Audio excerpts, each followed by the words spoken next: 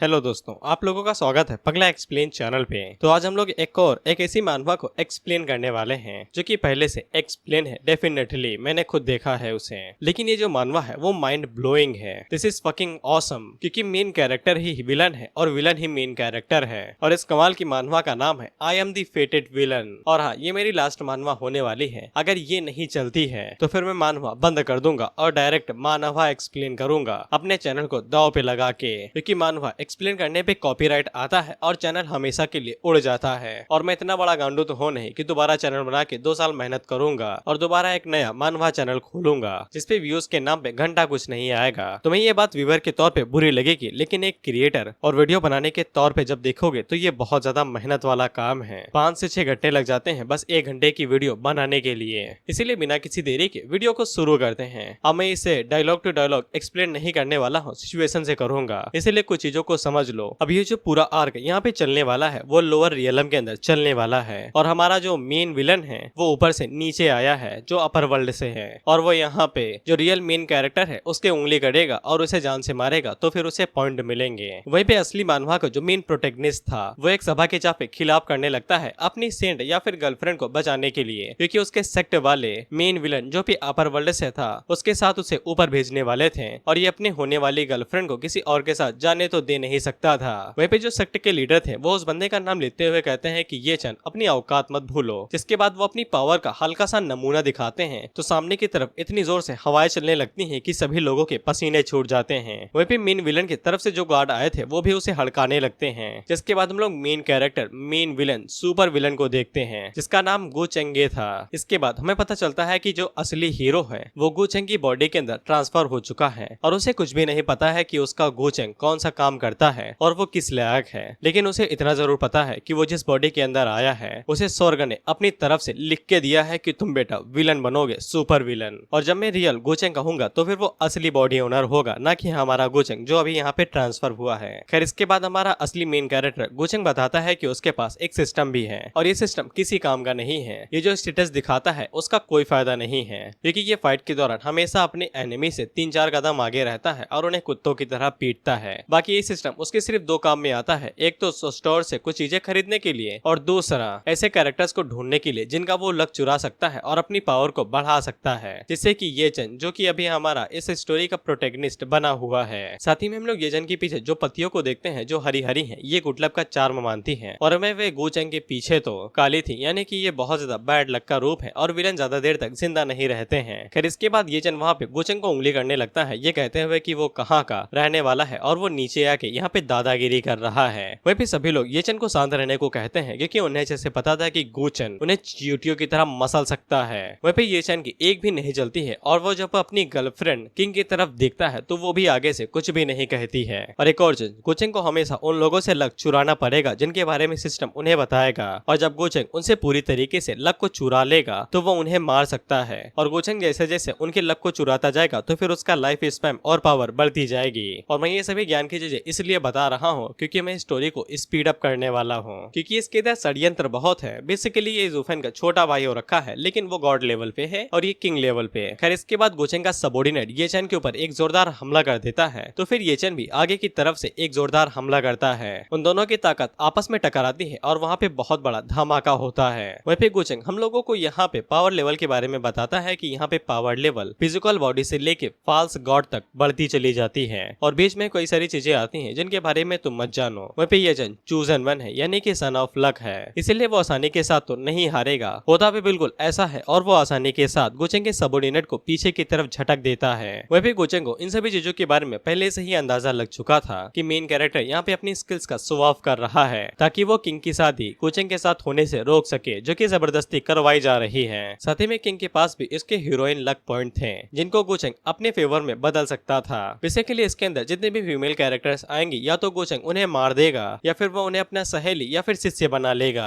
Basically भाई के पास चलता फिरता कोठा होने वाला है कुछ एपिसोड्स के अंदर। फिर इसके बाद गोचेंग किंग को अपना शिकार बनाता है और उसे मीठी बातों में फंसाने लगता है, ये कहते हुए कि तुम उसके साथ काफी टाइम तक रही हो और उसकी प्रेमी भी रही हो, लेकिन तभी हालातों को साध के अपने आप को शांत रखी हुई हो, बहुत ज्यादा चालाक औरत हो। जिसके बाद वो चाय पीता है और किंग से दोबारा भरने को कहता है, लेकिन घबराहट की वजह से वो चाय को ठीक से भर नहीं पाती है। तो फिर गोचेंग उसके हाथ को चूमते हुए कहता है कि उसे इतना घबराने की भी जरूरत नहीं है। उसी टाइम पे सिस्टम उसे नोटिफिकेशन बताता है कि मेन कैरेक्टर ये चैन का लक 10% से नीचे गिर गया है। वहीं पे गोचेंग ने जैसे ही किंग को छुआ था तो फिर ये चैन को बहुत ज्यादा जलन हुई थी और वो गुस्से की आग में झुलसते हुए कहता है कि तेरी हिम्मत कैसी हुई उसे छूने की। वहीं पे गोचेंग को समझ में आ जाता है कि उसने सही जगह की नस को पकड़ा है। वहीं पे गोचेंग को समझ में आ जाता है कि अब यहाँ पे ये चैन की पावर अप होने वाली है। जैसा कि अक्सर मानवा के अंदर हीरो के पास ऐसी पावर आ ही जाती है जब उनकी बीवी या फिर गर्लफ्रेंड को कोई छेड़ता है। लेकिन गोचेंग तो दूसरी दुनिया से आया था और उसे अच्छे से पता होता है कि ऐसे मामले में क्या करना चाहिए, इसीलिए वो जल्दी के साथ आगे बढ़ता है और उड़ते हुए ये चैन के पास जाता है और वहाँ पे अपनी पावर का हल्का सा नमूना दिखाता है। और जब वो अपनी पावर को रिलीज करता है तब उसकी पावर ये चैन को छूते हुए शियों से निकलती है और आसपास के पूरे इलाके को डिस्ट्रॉय करके रख देती है। वहीं पे जब गोचेंग ये चैन को घूर के देखता है तो फिर उसके पीछे जो दरवाजा था उसके चीथड़े उड़ जाते हैं। इसके बाद ये चैन अपने घुटनों पे आ जाता है और गोचेंग उससे कहता है कि तुम उसे क्या कहना चाहते थे। वहीं पे वो सभी लोग गोचेंग की पावर का नमूना देख के हिल से चुके थे और उन लोगों की सांसें बहुत ज्यादा जोरों से धड़कने लगी थी। वहीं पे किंग के भी पसीने छूटने लगे थे क्योंकि उसने अभी तक इतनी पावर को महसूस ही नहीं किया था। वहीं पे उसके जो फादर थे उनकी भी सांसें अटक चुकी थी। वहीं पे ये चैन तो बस अपनी आखिरी सांसें गिन रहा था। खैर उसी टाइम पे सिस्टम गोचेंग के पास आता है जो कि अभी ये चैन को मारने के लिए मना करता है। अब देखो मैं एक और बात पे यहाँ पे एकदम सिंपल तरीके से बताता हूँ। अगर गोचेंग ये चैन जैसे कैरेक्टर्स का पूरा फायदा उठाना चाहता है तो फिर उसे ये चैन जैसे कैरेक्टर्स है वो सभी चीजें छीननी पड़ेंगी जो उनकी तकदीर में लिखी हैं, जैसे कि वाइफ, गर्लफ्रेंड, फॉर्चून्स, ट्रेजर्स जो उन्हें मिलने वाले हैं, यहाँ तक कि उनके लक को भी, जिनके बाद अगर वो उन्हें मारेगा तो फिर उसे बहुत ज्यादा फायदा होगा। और अगर वो उन जैसे कैरेक्टर्स को डायरेक्ट ही मार देता है तो फिर उसे बहुत ज्यादा बैड लक मिलेगा जिससे वो अपनी लाइफ स्पैन को बढ़ा नहीं पाएगा और इवेंचुअली एक विलन की तरह मारा जाएगा। इसलिए ये चैन को समझ में आ जाता है कि अब उसे किंग का फायदा उठा के ये चैन को चूहे की तरह इधर उधर नचाना पड़ेगा और जब उसे सही मौका मिलेगा तब वो उसे पकड़ के मार देगा। फिर इसके बाद गोचेंग सिंपैथी की खातिर ये चैन को वहाँ पे माफ कर देता है तो सभी लोग ये चैन से उम्मीद करते हैं कि वो माफी मांगेगा और यहाँ से चला जाएगा। लेकिन ये चैन उठता है और सीधा गोचेंग के ऊपर स्नीक अटैक कर देता है। लेकिन जैसा कि सभी को पता है कि वो अपर वर्ल्ड से आया है, बेसिकली वो अभी किंग लेवल से भी ज्यादा के ऊपर लेवल पे है, तो वो आसानी के साथ स्नीक अटैक को डॉज कर लेता है और अपने एक ही हाथ के स्ट्राइक से ये चैन के छक्के छुड़ा देता है और उसे दीवार में पटक देता है। इससे किंग को भी ये चैन के ऊपर तरस आने लगता है, प्रेमी जो है। खैर इसके बाद ये चैन दीवार से टप्पा खा के नीचे गेंद की तरह गिरता है और उसका सर फूट जाता है। वहीं पे बाकी लोगों को लगता है कि अब इसने अपने प्राण त्याग दिए हैं, अब ये जिंदा नहीं बचेगा। खैर इसके बाद गोचेंग उन लोगों से कहता है कि ये चैन को छोड़ दो, जैसा कि तुम्हें पता ही है वो सबसे पहले इसकी तकदीर में जो लिखा है वो सब कुछ छीनेगा, जिसके बाद इसे मारेगा। वहीं पे ये चैन को सेक्ट से धक्के मार के बाहर निकाल दिया जाता है, जबकि वो सेक्ट का मोस्ट गिफ्टेड डिसाइपल था। वहीं पे गोचेंग जले पे नमक छिड़कने के लिए किंग से कहता है कि आज रात मून बहुत ज्यादा खूबसूरत है, मैं चाहूंगा कि तुम मेरे साथ रात बिताओ। और मेरे साथ रात बिताओ का मतलब मैं तुम्हें नहीं बताऊंगा, ये किमी को बताएगी।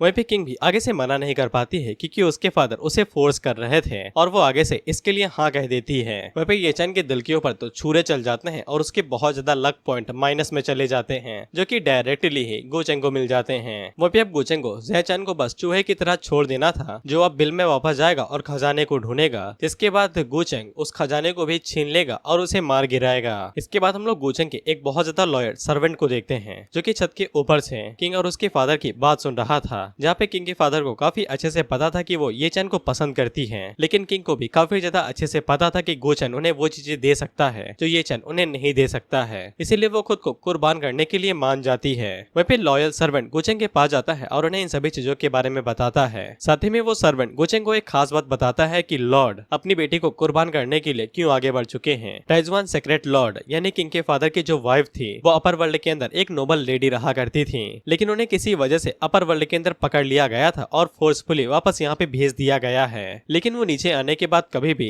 किंग के फादर से मिले ही नहीं है, इसीलिए किंग के फादर किंग का इस्तेमाल करके उसे गोचेंग के साथ ऊपर भेजना चाहते हैं ताकि उन्हें वाइफ के बारे में कोई इन्फॉर्मेशन मिल सके। वहीं पे गोचेंग सर्वेंट से ये चैन के हाल पूछता है तो फिर बताता है कि वो अभी जेल के अंदर बंद है। गोचेंग उसे कहता है कि उसके ऊपर नजर बनाए रखो, वो सोने का चीज ढूंढने वाला चूहा जो है। वहीं पे गोचेंग के हाथों के नीचे अब 2 कैरेक्टर आ चुके थे जिनका अलग अब उसके हाथों के बीच में है। इसके बाद गोचेंग को फर्स्ट गिफ्ट पैक दिया जाता है और जब गोचेंग उसे ओपन करता है तो फिर उसे 3 आइटम दिए जाते हैं, जिनमें से जिसको वो सिलेक्ट करने वाला है उसका नाम broken third of the world seed है। इसके डिस्क्रिप्शन में बताया जाता है कि इसको रिफाइन करने के बाद उसकी बॉडी के साथ एक अलग ही दुनिया का नेचर जुड़ जाएगा और उसके पास बहुत ज्यादा लक आ जाएगा, बिल्कुल बेहिसाब, जिसकी मदद से वो अपनी जिंदगी और मौत को भी कंट्रोल कर सकता है। और गोचेंग को समझ में आ जाता है कि अगर वो वर्ल्ड सीड को कल्टीवेट करता रहता है तो फिर उस दुनिया के अंदर कोई भी माँ का लाल नहीं है जो उसे मार सकेगा और वो इनडायरेक्टली इस दुनिया के अंदर अमर हो जाएगा। इसीलिए गोचेंग वर्ल्ड सीड को खरीद लेता है अपने सभी पॉइंट्स का इस्तेमाल करके और बैठ के वहाँ पे उसे कल्टीवेट करने लगता है। और वो जैसे जैसे वर्ल्ड सीड को रिफाइन करता जाता है तो फिर उसकी बॉडी से बहुत ज्यादा एनर्जी निकलती है, क्योंकि वो अपनी बॉडी के अंदर एक अलग ही छोटी दुनिया बना रहा है। इसीलिए उस मेंशन के अंदर से बेहिसाब एनर्जी रिलीज होती है और वो इतनी ज्यादा थी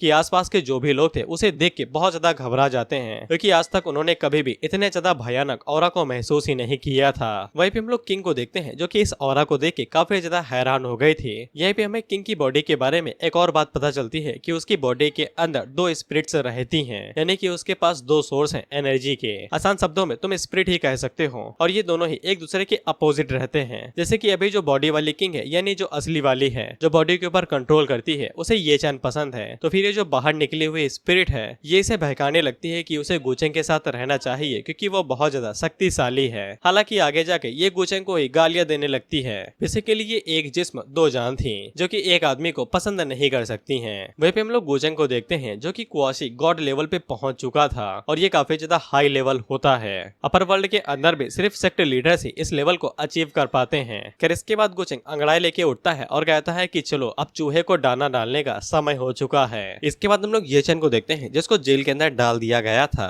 और ये काफी ज्यादा उदास था क्योंकि ये पिछले 3 साल से ऐसे कभी भी एक्सपीरियंस नहीं किया था जहाँ पे इसकी इतनी ज्यादा बेइज्जती हो और अभी तक इसके पास सब कुछ कुशल मंगल जा रहा था। लेकिन ऐसा लगता है कि भाई को पता नहीं चला है कि उनका जो 3 साल का premium subscription of protagonist plot armour था वो खत्म हो चुका है। खैर ये जैन की तरक्की के पीछे उसकी मास्टर का भी हाथ था जो कि उसके रिंग के अंदर रहती हैं और अभी तक ये चैन को गाइड करते हुए आ रही थी, लेकिन अब इसका मानसिक संतुलन हिल चुका है और ये गोचेंग से किसी भी कीमत पे बदला लेना चाहता है। तो ये अपनी मास्टर से कहता है कि जाओ और जाके पूरी सिटी के अंदर केओस मचा दो कि एक डंजन खुली है, इससे सभी लोग वहाँ पे भटकने लगेंगे और ये उस बात का फायदा उठा के जेल से बाहर निकल जाएगा। जिसपे ये चैन के मास्टर कहती हैं कि अगर वो ऐसा करेंगे तो पूरी सिटी डिस्ट्रॉय हो सकती है, लेकिन ये चैन को अब कोई भी फर्क नहीं पड़ता था। वह भी हम लोग लायल सर्वेंट को देखते हैं और वो भी इस बात से हैरान होता है कि इस कमीने के पास इतनी पावरफुल सोल का हिस्सा है, यानी कि मास्टर के बारे में बात हो रही है। इसके बाद हम लोग गोचेंग और किंग को देखते हैं जहाँ पे वो दोनों बाहर बैठे हुए थे। वह पे किंग गोचेंग से अपर वर्ल्ड के बारे में बात करने लगती है तो गोचेंग उसे कहता है कि मेरे साथ चल के खुद ऊपर आके क्यों नहीं देख लेती हो। तो फिर किंग आगे से कहती है कि वो अपनी स्ट्रेंथ के साथ यहाँ पे बैरियर को भी पार नहीं कर पाएगी, लेकिन गोचेंग उसे कहता है कि वो उसके साथ चल सकती है। तो फिर सिस्टम गोचेंग को बताता है कि किंग का जो बिहेवियर है वो उसके प्रति बदल चुका है और इसीलिए ये चैन के लक पॉइंट वो माइनस में हो जाते हैं। लेकिन गोचेंग आग को भड़काते हुए किंग से कहता है कि वो तो ये चैन को पसंद करती है ना, अगर वो उसे इतना ही पसंद करती है तो वो उसे छोड़ सकता है और उसे अपर वर्ल्ड आने की जरूरत नहीं है। लेकिन किंग आगे से साफ मना कर देती है और बताती है कि उसके लिए उसके फादर और उसका लैंड सबसे ज्यादा जरूरी है। जिसके बाद वो गोचेंग को अपनी फिजिक के बारे में भी बता देती है कि उसके पास 9 यांग बॉडी फिजिक है जिसके बारे में उसके अलावा और कोई भी नहीं जानता है। किंग जैसे ही अपना सबसे बड़ा सीक्रेट गोचेंग के सामने रिवील करती है तो फिर ये चैन के पॉइंट 300 से भी ज्यादा माइनस हो जाते हैं और किंग की बॉडी एकदम परफेक्ट है डुअल कल्टीवेशन के लिए। इसे गोचेंग भी काफी ज्यादा हैरान होता है क्योंकि ये बहुत बड़ा सीक्रेट है। वह पे किंग गोचेंग से कहती है कि अगर वो उसकी मदद करता है अपर वर्ल्ड जाने में, बैरियर को तोड़ने में, वैली से बाहर निकलने में, तो फिर वो अपनी बॉडी के ऊपर गिव अप करने के लिए रेडी है, यानी कि डुअल कल्टीवेशन के लिए रेडी है। वह पे गोचेंग को इसी मौके का इंतजार था जिससे वो ये चैन को पूरी तरीके से डिस्ट्रॉय कर सकता है। लेकिन सिस्टम गोचेंग को बताता है कि अब वो इससे आगे नहीं बढ़ सकता है। आज उसे जितना भी लक किंग चैन और ये चैन से बाहर निकालना था वो निकाल चुका है, कोटा भर गया है, इसीलिए वो ज्यादा नहीं निकाल सकता है। इसीलिए गोचेंग वहाँ पे स्टोन हार्टेड की तरह एक्ट करने लगता है और वो किंग को साफ मना करता है, ये कहते हुए कि उसे इन सभी चीजों के अंदर बिल्कुल भी इंटरेस्ट नहीं है। अगर वो अपनी बॉडी के बारे में बता के उसे इम्प्रेस करना चाहती है तो फिर वो ऐसा दिखाएगा कि उसने कुछ सुना ही नहीं है। हालांकि किंग वहाँ पे गोचेंग के साथ चेप होने की कोशिश करती है, लेकिन गोचेंग उसके हाथ को पीछे झटक देता है और उसे कहता है कि वो एक सेक्ट के एल्डर की बेटी है, उसे ढंग से बिहेव करना चाहिए। इतना कहने के बाद गोचेंग वहाँ से निकल जाता है। वहीं पे किंग की ट्विन सोल बाहर निकलती है और वो उसे बताती है कि वो यहाँ पे खुद चल के आए थे गोचेंग को इम्प्रेस इम्प्रेस करने के लिए, लेकिन इसके बावजूद वो उसकी अटेंशन को खींच तक नहीं पाई और किंग अपने आप को ही दोष देने लगती है कि उसने गोचेंग को बहुत ज्यादा कम समझ लिया और उसने उसे गलत समझा है। और सिस्टम गोचेंग को बताता है कि किंग का रवैया दोबारा बदला है, इसीलिए उसे 100 लक पॉइंट मिलते हैं। खैर इसके बाद गोचेंग चूहे से मिलने के लिए जाता है, उसे दाना डालने के लिए। ये चन जैसे ही गोचेंग को देखता है तो फिर वो आगे से चीखने लगता है और पूछता है कि यहाँ पे क्या लेने के लिए आए हो, जिसपे गोचेंग साफ कहता है कि मैं यहाँ पे उस पावर हाउस से मिलने के लिए आया हूँ जो अब तक तुम्हें सपोर्ट कर रहा था। जिसपे ये चन आगे से नौटंकी करने लगता है कि उसे तो कुछ पता ही नहीं है, लेकिन गोचेंग उसे कहता है गधे, तेरे चेहरे पे साफ लिखा है तू कुछ छुपाने की कोशिश कर रहा है। तो फिर ये चन की मास्टर खुद ही रिंग से बाहर निकलती हैं और वो गोचेंग से साफ कहती हैं कि वो दोनों एक दूसरे को एनिमी नहीं बनाना चाहते हैं। तो फिर गोचेंग उसके लिए ये सभी चीजें इतनी ज्यादा मुश्किलें क्यों खड़ी कर रहा है। गोचेंग सीधा पॉइंट की बात कहता है कि वो बस इतना जानना चाहता है कि मास्टर ये चन जैसे कचड़े को सपोर्ट क्यों कर रही हैं। आखिर ये चन ने उन्हें ऐसा क्या दे दिया है जो उसके जैसी पावर उसे सपोर्ट कर रही है। और गोचेंग इस बात से हैरान हो गया था कि ये चन का जो मास्टर है वो कोई बुढ़ा ग्रैंडपा नहीं, असल में खूबसूरत सिस्टर है। गोचेंग बार बार सीनियर सिस्टर को बस यही कह के उकसा रहा था कि वो अपने टैलेंट को वेस्ट कर रही हैं ये चन जैसे कचड़े की सपोर्ट करके। वह पे सीनियर सिस्टर को भी कुछ समझ में नहीं आ रहा था कि गोचेंग असल में चाहता क्या है। वह पे ये चन को तो खूनी खोले जा रहा था और वो गोचेंग के ऊपर चिल्लाने लगता है कि उसने पहले ही किंग के उसे छीन लिया है, अब वो यहाँ पे उसके मास्टर को भी छीनने के लिए आ चुका है। जिसपे गोचेंग कहता है कि बेवकूफ मत बनो, तुम्हें पहले से ही पता था कि वो हर किसी चीज के लिए राजी है। लेकिन ये चन अभी भी चीखे और चिल्लाया जा रहा था। तो फिर गोचेंग वहाँ पे दोबारा अपनी पावर का नमूना दिखाता है और वो बस उस लकड़े के फट्टे को हाथ से छूता है तो वो पूरा फट्टा एक ही बार में डिस्ट्रॉय हो जाता है। इससे ये चन की भले ही ना फटी हो, लेकिन सीनियर सिस्टर काफी ज्यादा घबरा जाती हैं। इसके बाद गोचेंग आगे बढ़ता है और सीनियर सिस्टर को एक ऑफर देता है कि अगर वो ये चन को छोड़ के उसे फॉलो करने लगेंगी तो फिर गोचेंग उन्हें पूरी मदद करेगा उनकी बॉडी को रिकवर करने के लिए। और सीनियर सिस्टर ये चन को भी सपोर्ट सिर्फ इसीलिए कर रही थी ताकि वो अपनी फिजिकल बॉडी को दोबारा रिकवर कर सके। वह पे सीनियर सिस्टर को कुछ भी समझ में नहीं आता है कि गोचेंग यहाँ पे किस तरह की कूटनीति का प्रयोग कर रहा है। उसके लिए ये चन को मार के सीनियर सिस्टर को छीनना कोई बड़ी बात नहीं है, लेकिन इसके बावजूद वो यहाँ पे चाल चल रहा है ताकि खुद ही सीनियर सिस्टर उसे ज्वाइन कर ले। लेकिन सीनियर सिस्टर आगे से गोचेंग के ऑफर को मना कर देती हैं और वो बताती हैं कि वो ये चन के साइड को नहीं छोड़ेंगी। हालांकि गोचेंग उनसे कहता है कि अभी इतना जल्दी जवाब देने की जरूरत नहीं है, वो थोड़ा सा टाइम लेके सोच के उसे बता सकती हैं। और गोचेंग जाने से पहले सीनियर सिस्टर को एक गिफ्ट देके जाता है जो कि एशियंट सोल कल्टीवेशन होली पिल थी, द गॉड गैदरिंग पिल, जिसको देख के वो दोनों ही हक्का बक्का रह जाते हैं। गोचेंग भाई डायरेक्ट अपर वर्ल्ड से नीचे आया है, उसकी जेब के अंदर पड़े हुए पत्थर भी स्पिरिचुअल स्टोन से कम थोड़ी ना है। सीनियर सिस्टर उस पिल को अपने पास रख लेती है क्योंकि वो काफी ज्यादा जरूरी पिल थी और गोचेंग की वजह से मास्टर और डिसाइपल के बीच में खटास आ गई थी और ये चैन को ऐसा लगने लगा था कि अब मास्टर उसे छोड़ के चली जाएंगी। वह पे सीनियर सिस्टर उससे कहती है कि वो उसे छोड़ के नहीं जाएंगी, लेकिन ये चैन को यकीन नहीं हो रहा था और वो उनसे कहता है कि अगर ऐसी बात है तो फिर वो काम जो उसे दिया गया है वो पूरा करे, यानी कि सिटी के अंदर कियोस मचा दे। तो फिर सीनियर सिस्टर इस बात को साबित करने के लिए कि वो उसके साथ रहेंगी वहाँ से चली जाती हैं इस टास्क को पूरा करने के लिए। वह पे कोचिंग के पास नोटिफिकेशन आता है कि उसने सक्सेसफुली दोनों के बीच में खटास डाल दी है। अब थोड़ी ही देर में वो दोनों एक दूसरे के ऊपर शक करने लगेंगे। वह पे कोचिंग का लॉयल सर्वेंट उसे पूछता है कि अगर उसे वो सोल का हिस्सा ही चाहिए यानी कि सीनियर सिस्टर, तो फिर वो डायरेक्ट ये चैन को मार भी तो सकता है ना। जिसपे कोचिंग उन्हें बताता है कि उसे अच्छे से पता है कि वो किस बारे में बात कर रहे हैं, लेकिन उन्हें ये नहीं भूलना चाहिए कि वो लोग यहाँ पे नीचे किस लिए आए हैं। जिसपे सर्वेंट से हमें पता चलता है कि ये दोनों यहाँ पे एक अल्टीमेट वेपन को लेने के लिए आए हैं जिसका नाम डिसोलेट डीमन स्पीयर है। वहीं पे ओरिजिनल स्क्रिप्ट के मुताबिक ये चैन अपनी जान बचाने के लिए एक सीक्रेट रियोन के अंदर जाता है जहाँ पे उसे वो स्पीयर मिल जाता है और वो स्पीयर उसे मिलने के बाद वो उसकी पावर को रिफाइन कर लेता है और उसका इस्तेमाल करने लगता है। लेकिन अभी गोचेंग के लिए वो बस खजाना ढूंढने वाले चूहे के अलावा और ज्यादा कुछ भी नहीं था। इससे सर्वेंट को सारी बातें समझ में आ जाती है और वो ये चैन के ऊपर नजर रखने के लिए वहाँ से निकल जाता है। इसके बाद गोचेंग वहाँ पे सिस्टम की शॉप को मंगाता है और वहाँ से अपने लिए डिवाइन गॉड इंस्क्रिप्शन नाम की स्किल बुक को बाहर निकाल लेता है। अब ये जो भी स्किल इस्तेमाल करने वाला है वो तुम इसका डायरेक्ट जलवा देखना, मैं इन्हें स्किप करता हूँ। इसके बाद गोचेंग उस स्किल को लेके बैठ जाता है और इसे रिफाइन करने लगता है। अगला सीन डायरेक्ट 3 दिनों के बाद का होता है। अब यहाँ पे एक बहुत बड़ा लफड़ा हो गया है और बहुत जोरों की लड़ाई होने वाली है। हम देखते हैं कि यहाँ पे यांगजो होली लैंड के कुछ लोग आते हैं, साथ ही में सन डायनेस्टी के लोग आते हैं और साथ ही में एशियंट फैमिली 100 फैमिली भी यहाँ पे आती है और ये सभी फैमिली एक साथ मिलकर टाइजुआन फैमिली के ऊपर हमला करने वाली थी। और टाइजुआन सेक्टर के पास एक सुप्रीम एल्डर थे जिनकी मदद से वो लोग यहाँ पे अपने सीक्रेट ट्रेजर स्पिरिचुअल वेन की मदद से कल्टीवेट करते हुए आए थे, लेकिन अब वो सुप्रीम एल्डर गुजर चुके हैं, इसीलिए बाकी सभी फैमिलीज यहाँ पे आ चुकी हैं स्पिरिचुअल वेन को चुराने के लिए। यांगजू होली लैंड के लीडर या फिर जो भी हो, झाओ टियान नाम है इनका, वो आगे से सोकिंग के फादर, मैंने सोकिंग लगा दिया है, सरनेम वही है, सोकिंग के फादर से कहते हैं कि तुमने काफी टाइम तक स्पिरिचुअल वेन का इस्तेमाल किया है, लेकिन अब तुम्हारे सुप्रीम एल्डर जा चुके हैं, इसीलिए अब तुम्हारा लेवल काफी ज्यादा कम हो चुका है। अगर तुम स्पिरिचुअल वेन हमारे हवाले कर देते हो तो फिर हम इस बात का वादा करते हैं कि तुम्हारे क्लैन में से कोई भी नहीं मारा जाएगा। लेकिन सोकिंग के फादर आगे से चिल्लाते हुए साफ मना कर देते हैं कि जब तक उनके सुप्रीम एल्डर यहाँ पे जिंदा थे उनमें से किसी की बुंड में भी इतना दम नहीं था कि वो यहाँ पे आके चू भी कर सके। अब उनके जाने के बाद वो यहाँ पे उन्हें बुली करने लगे हैं। क्या उन्हें इतना आसान लगता है उन्हें इतना ज्यादा बुली करना? जिसके बाद हम लोग सन डायनेस्टी की तरफ से चू वूजी को देखते हैं जो कि अपने पास अपना आर्टिफैक्ट निकालते हैं और सोकिंग के फादर से कहते हैं, क्या तुम्हें सच में लगता है कि तुम्हारी फैमिली अकेले ही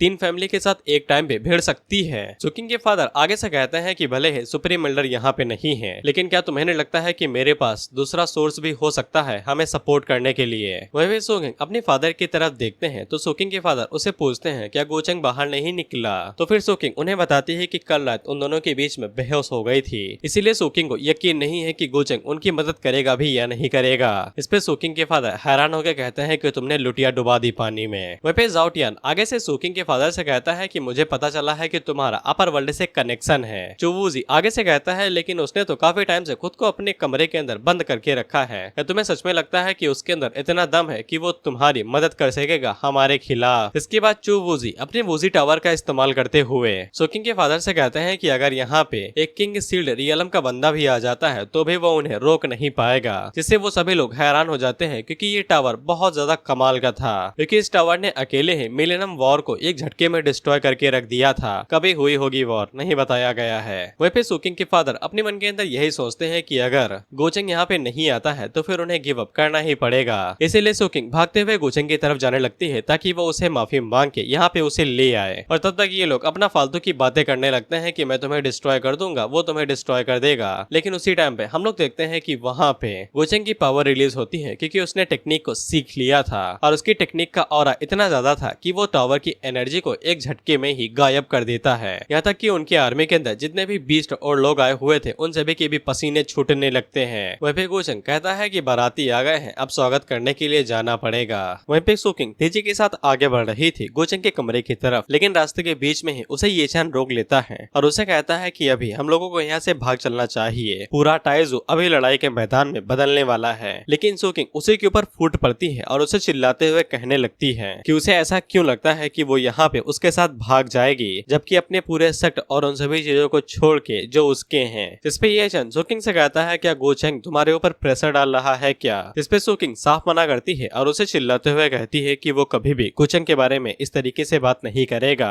वो कभी भी सोकिंग के ऊपर जोर जबरदस्ती नहीं करेगा, बल्कि वो सोकिंग की गलती थी जो वो उसे अपनी बॉडी ऑफर करके उसे सिंसियरिटी लेने की कोशिश कर रही थी। वहीं पे ये चैन को अभी भी यकीन नहीं हो रहा था और वो आगे से सोकिंग से कहता है कि उसने तुम्हारे ऊपर जरूर काला जादू किया है। वहीं पे गोचेंग को भी सिस्टम से पता चल जाता है कि बाहर निब्बा निब्बी का खेल हो रहा है, तो फिर वो बाहर जाने लगता है। अब से सोकिंग अपनी तलवार बाहर निकाल लेती है और डायरेक्ट ये चैन के सीने के आर पार कर देती है ताकि गोचेंग को ऐसा न लगे कि सोकिंग यहाँ पे ये चैन के साथ बात कर रही थी। ये चैन हैरानी से सोकिंग की तरफ देखता है तो सोकिंग आगे से कहती है कि माफ कर दे, लेकिन तुझसे पीछा छुड़ाना ही पड़ेगा। खैर ये चैन की मास्टर तो उसके घाव को ठीक कर देती है, लेकिन ये चल का दूध टूट चुका था। इसके बाद वो वहाँ से ये गाना गाते हुए भाग जाता है। अच्छा सिला दिया तूने मेरे प्यार का, दिल ही चीर दिया तूने अपने ही यार का। ये चैन के जाने के बाद वहाँ पे गोचेंग आता है। वह भी गोचेंग सोकिंग से कहता है कि उसने जो यहाँ पे कांड किया है, क्या उसे डर नहीं लगता है कि जब वो दोबारा ये चैन से मिलेगी तब सिचुएशन और भी ज्यादा खतरनाक हो सकती है। जिस पे सोकिंग बताती है कि उसे कोई फर्क नहीं पड़ता है क्योंकि उसने पहले ही गोचेंग को फॉलो करने का इरादा कर लिया है। जिसपे गोचेंग उसे गले लगा लेता है और उसे कहता है कि अब से सोकिंग की प्रॉब्लम उसकी प्रॉब्लम है। वहीं पे सोकिंग तो इससे काफी ज्यादा खुश हो जाती है, लेकिन गोचेंग अपने मन के अंदर सोचता है कि इसके पास अभी भी हाई फॉर्चून है जिसका वो इस्तेमाल फ्यूचर में कर सकता है, तो फिर रिजर्व रखने में कोई भी बुराई नहीं है। इसके बाद वो दोनों उस तरफ जाने लगते हैं जहाँ पे सभी फैमिलीज इकट्ठा हुई थी।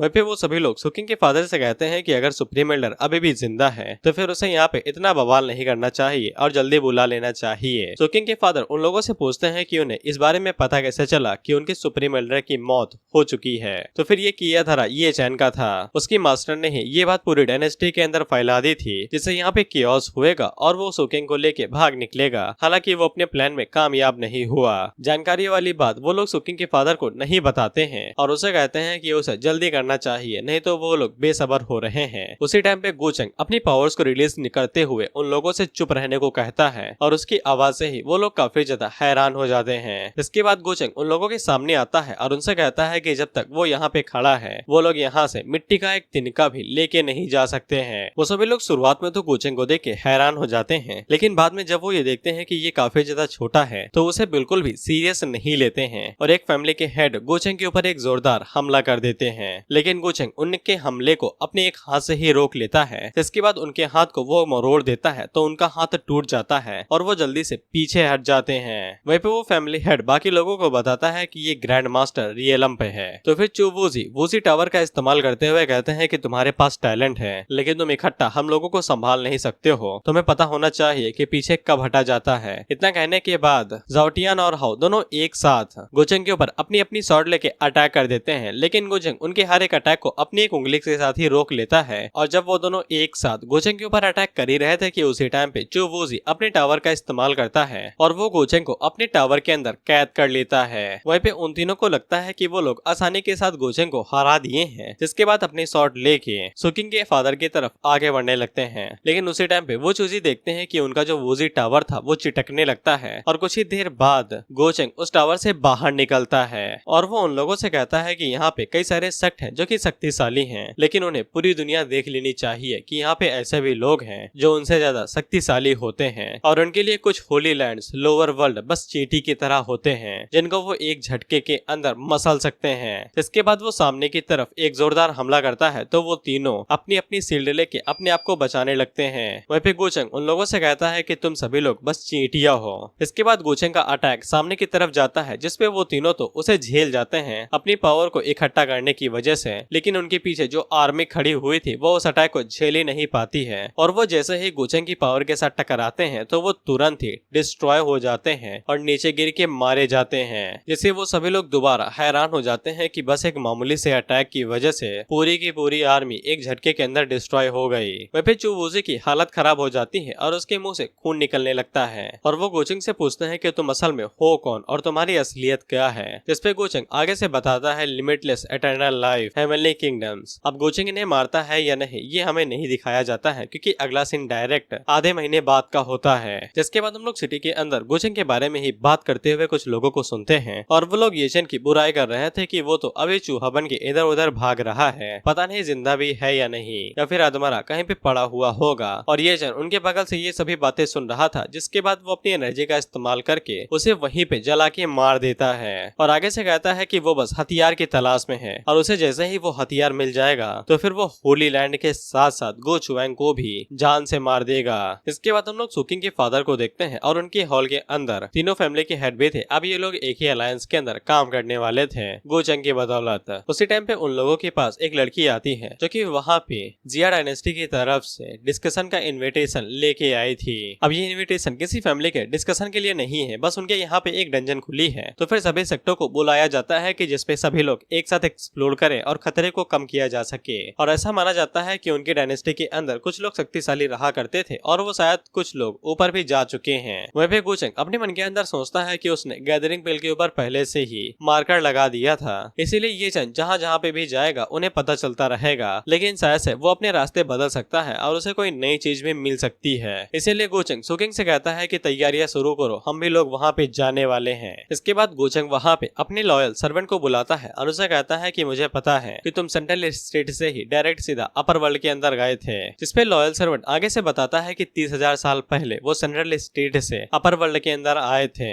जब वो सेलेस्टियल ग्रेन्स रियलम पे थे। हालांकि जब वो अपर वर्ल्ड के अंदर आए थे तब वो काफी ज्यादा कमजोर थे, इसलिए एक ग्रेट सेक्ट ने इन्हें अपना गुलाम बना लिया और ये लोग माइनिंग करने के लिए जाते थे और कुछ ही देर में ये लोग वहाँ की स्पिरिचुअल एनर्जी से दूषित होकर मारे भी जाने वाले थे। लेकिन गो फैमिली के किसी एल्डर की मदद से वो वहाँ से बच के निकल पाए और इसीलिए ये गो फैमिली से बहुत ज्यादा लॉयल है। वहीं पे गोचंग उन्हें बताता है कि 3 दिनों के वो लोग सेंट्रल स्टेट के के अंदर जाने वाले हैं, जिससे वो अपनी फैमिली से दोबारा मिल पाएंगे। तो वो काफी ज्यादा खुश हो जाते हैं और गोचेंग को शुक्रिया कहने लगते हैं, जिसपे गोचेंग बताता है कि हम लोग वैसे भी वहाँ पे जाने वाले थे, तुम अपनी फैमिली के साथ थोड़ा सा समय बिताने ला। और गोचेंग ये जानबूझ के कर रहा था क्योंकि ये थोड़ी सी चीज भी एल्डर ही को, जो कि इनका नाम है, वो गोचेंग के प्रति और भी ज्यादा लॉयल बना देगी। इसके बाद हम लोग सेंट्रल स्टेट की एक अकेडमी को देखते हैं, जहाँ पे हम लोग एल्डर की हान को देखते हैं, जो अपने छोटे भाई ली टियान के ऊपर चिल्लाते हुए कहती हैं कि क्लास के अंदर सोना सख्त मना है। वहीं पे एल्डर की हान, जो कि एकेडमी की एक टीचर थी, और उनका छोटा भाई उसी क्लास का एक छोटा सा स्टूडेंट था, जो कि किसी काम का नहीं था, जबकि वो एशियन फैमिली से भी आता है, लेकिन उसके पास कल्टीवेशन का कोई भी टैलेंट नहीं था।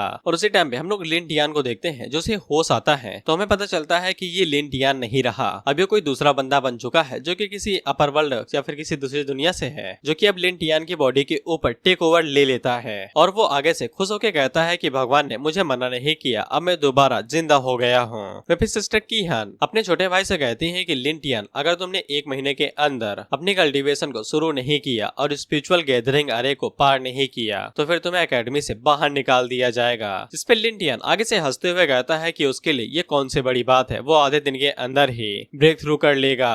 और जब वो पागलों की तरह हंस रहा था, तो फिर बाहर से बिजली भी गड़गड़ाने लगती है उसकी बातों के अंदर दम पैदा करने के लिए। उसी टाइम पे हम लोग गोचेंग को देखते हैं, जो कि उसी तरफ आगे बढ़ रहा था। गोचेंग के पास भी नोटिफिकेशन आ जाता है कि नया चाइल्ड ऑफ फॉर्चून आ चुका है। इसके बाद हम लोग एशियन लिन फैमिली को देखते हैं, और उनके हालात कुछ ठीक ठाक नहीं थे। वहीं पे एल्डर ही, जो कि गोचेंग के सर्वेंट हैं, वो इन्हीं लोगों के इंसेक्टर हैं, और इन्हें भी पता चल जाता है कि एल्डर ही यहाँ पे आने वाले हैं, जिससे ये लोग खुश हो जाते हैं कि अब इनकी फैमिली दोबारा रिवाइव हो सकती है। वहीं पे हम लोग गोचेंग को देखते हैं, जो कि सिस्टम से पूछता है कि ये चैन के ऊपर अभी कितने लक पॉइंट बचे हुए हैं, तो सिस्टम उसे बता देता है कि 230। इसके बाद वो अपने ब्लैक लेस के बारे में पूछता है, जो कि लक से उसे मिल सकते हैं, और मैं इन सभी बातों के बारे में तुम्हें नहीं बताऊंगा क्योंकि ये कभी हारा ही नहीं है। बस एक चीज जान लो कि इसके सिस्टम के ऊपर जो स्टैट्स रहते हैं और लक पॉइंट के सामने ये जो काला सा पत्ती है, ये इस बात का सिंबल है कि हमारा हीरो मेन विलन है, और जब तक इसके पॉइंट ये सभी चीजें लो रहेंगी तो फिर इसके मरने के चांसेस बने रहेंगे। इसीलिए जब तक चीजें गोचेंग के हाथों के अंदर रहती हैं, तब तक उसे अपनी मौत के बारे में चिंता करने की जरूरत नहीं है। वहीं पे गोचेंग की मुलाकात सुकिंग से हो जाती है, तो वो उससे पूछती है कि काफी ज्यादा खुश मूड में लग रहे हो मालिक, क्या हुआ है।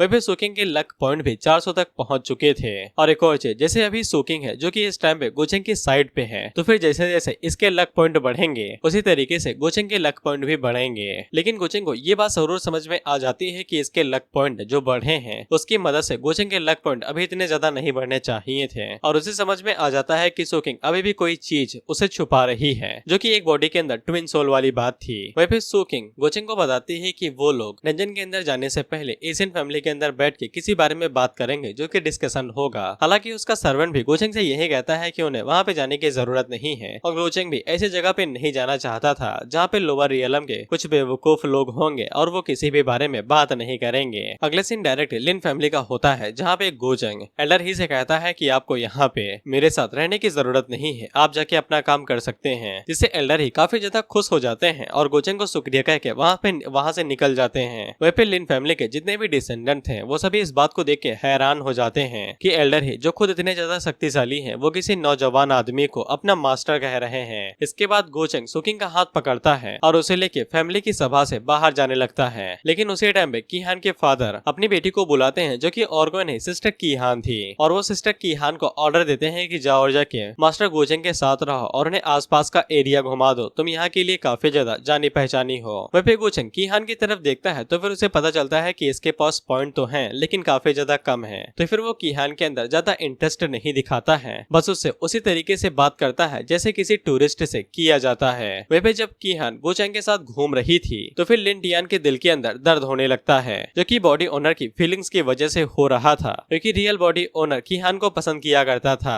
और लिन टियान को ये बात समझ में नहीं आती है कि उसके दिल के अंदर अचानक से दर्द क्यों होने लगा। खैर उसी टाइम पे उसकी नजर सुकिंग के ऊपर पड़ जाती है और उसे भी पता चल जाता है कि इसके पास काफी अच्छी परफेक्ट फिजिक है। और लिन टियान सुकिंग को देख के काफी ज्यादा खुश हो जाता है, क्योंकि उसे एक फर्नेस की जरूरत थी, जिसकी मदद से वो अपनी कल्टीवेशन को और भी जल्दी बढ़ा सकता था। और वो काफी ज्यादा खुश हो जाता है और वो गोचेंग की तरफ देखते हुए कहता है कि सभी लोग कहते हैं कि इसके पास बहुत ज्यादा फॉर्चून है, लेकिन वो सभी फॉर्चून इसके लिए बहुत ज्यादा बेकार है। वहीं पे गोचेंग भी लिन टियान की तरफ देख रहा था और वो मुस्कुराते हुए सोचता है कि अरे वाह, मछली तो खुद चारा चुगने आ गई।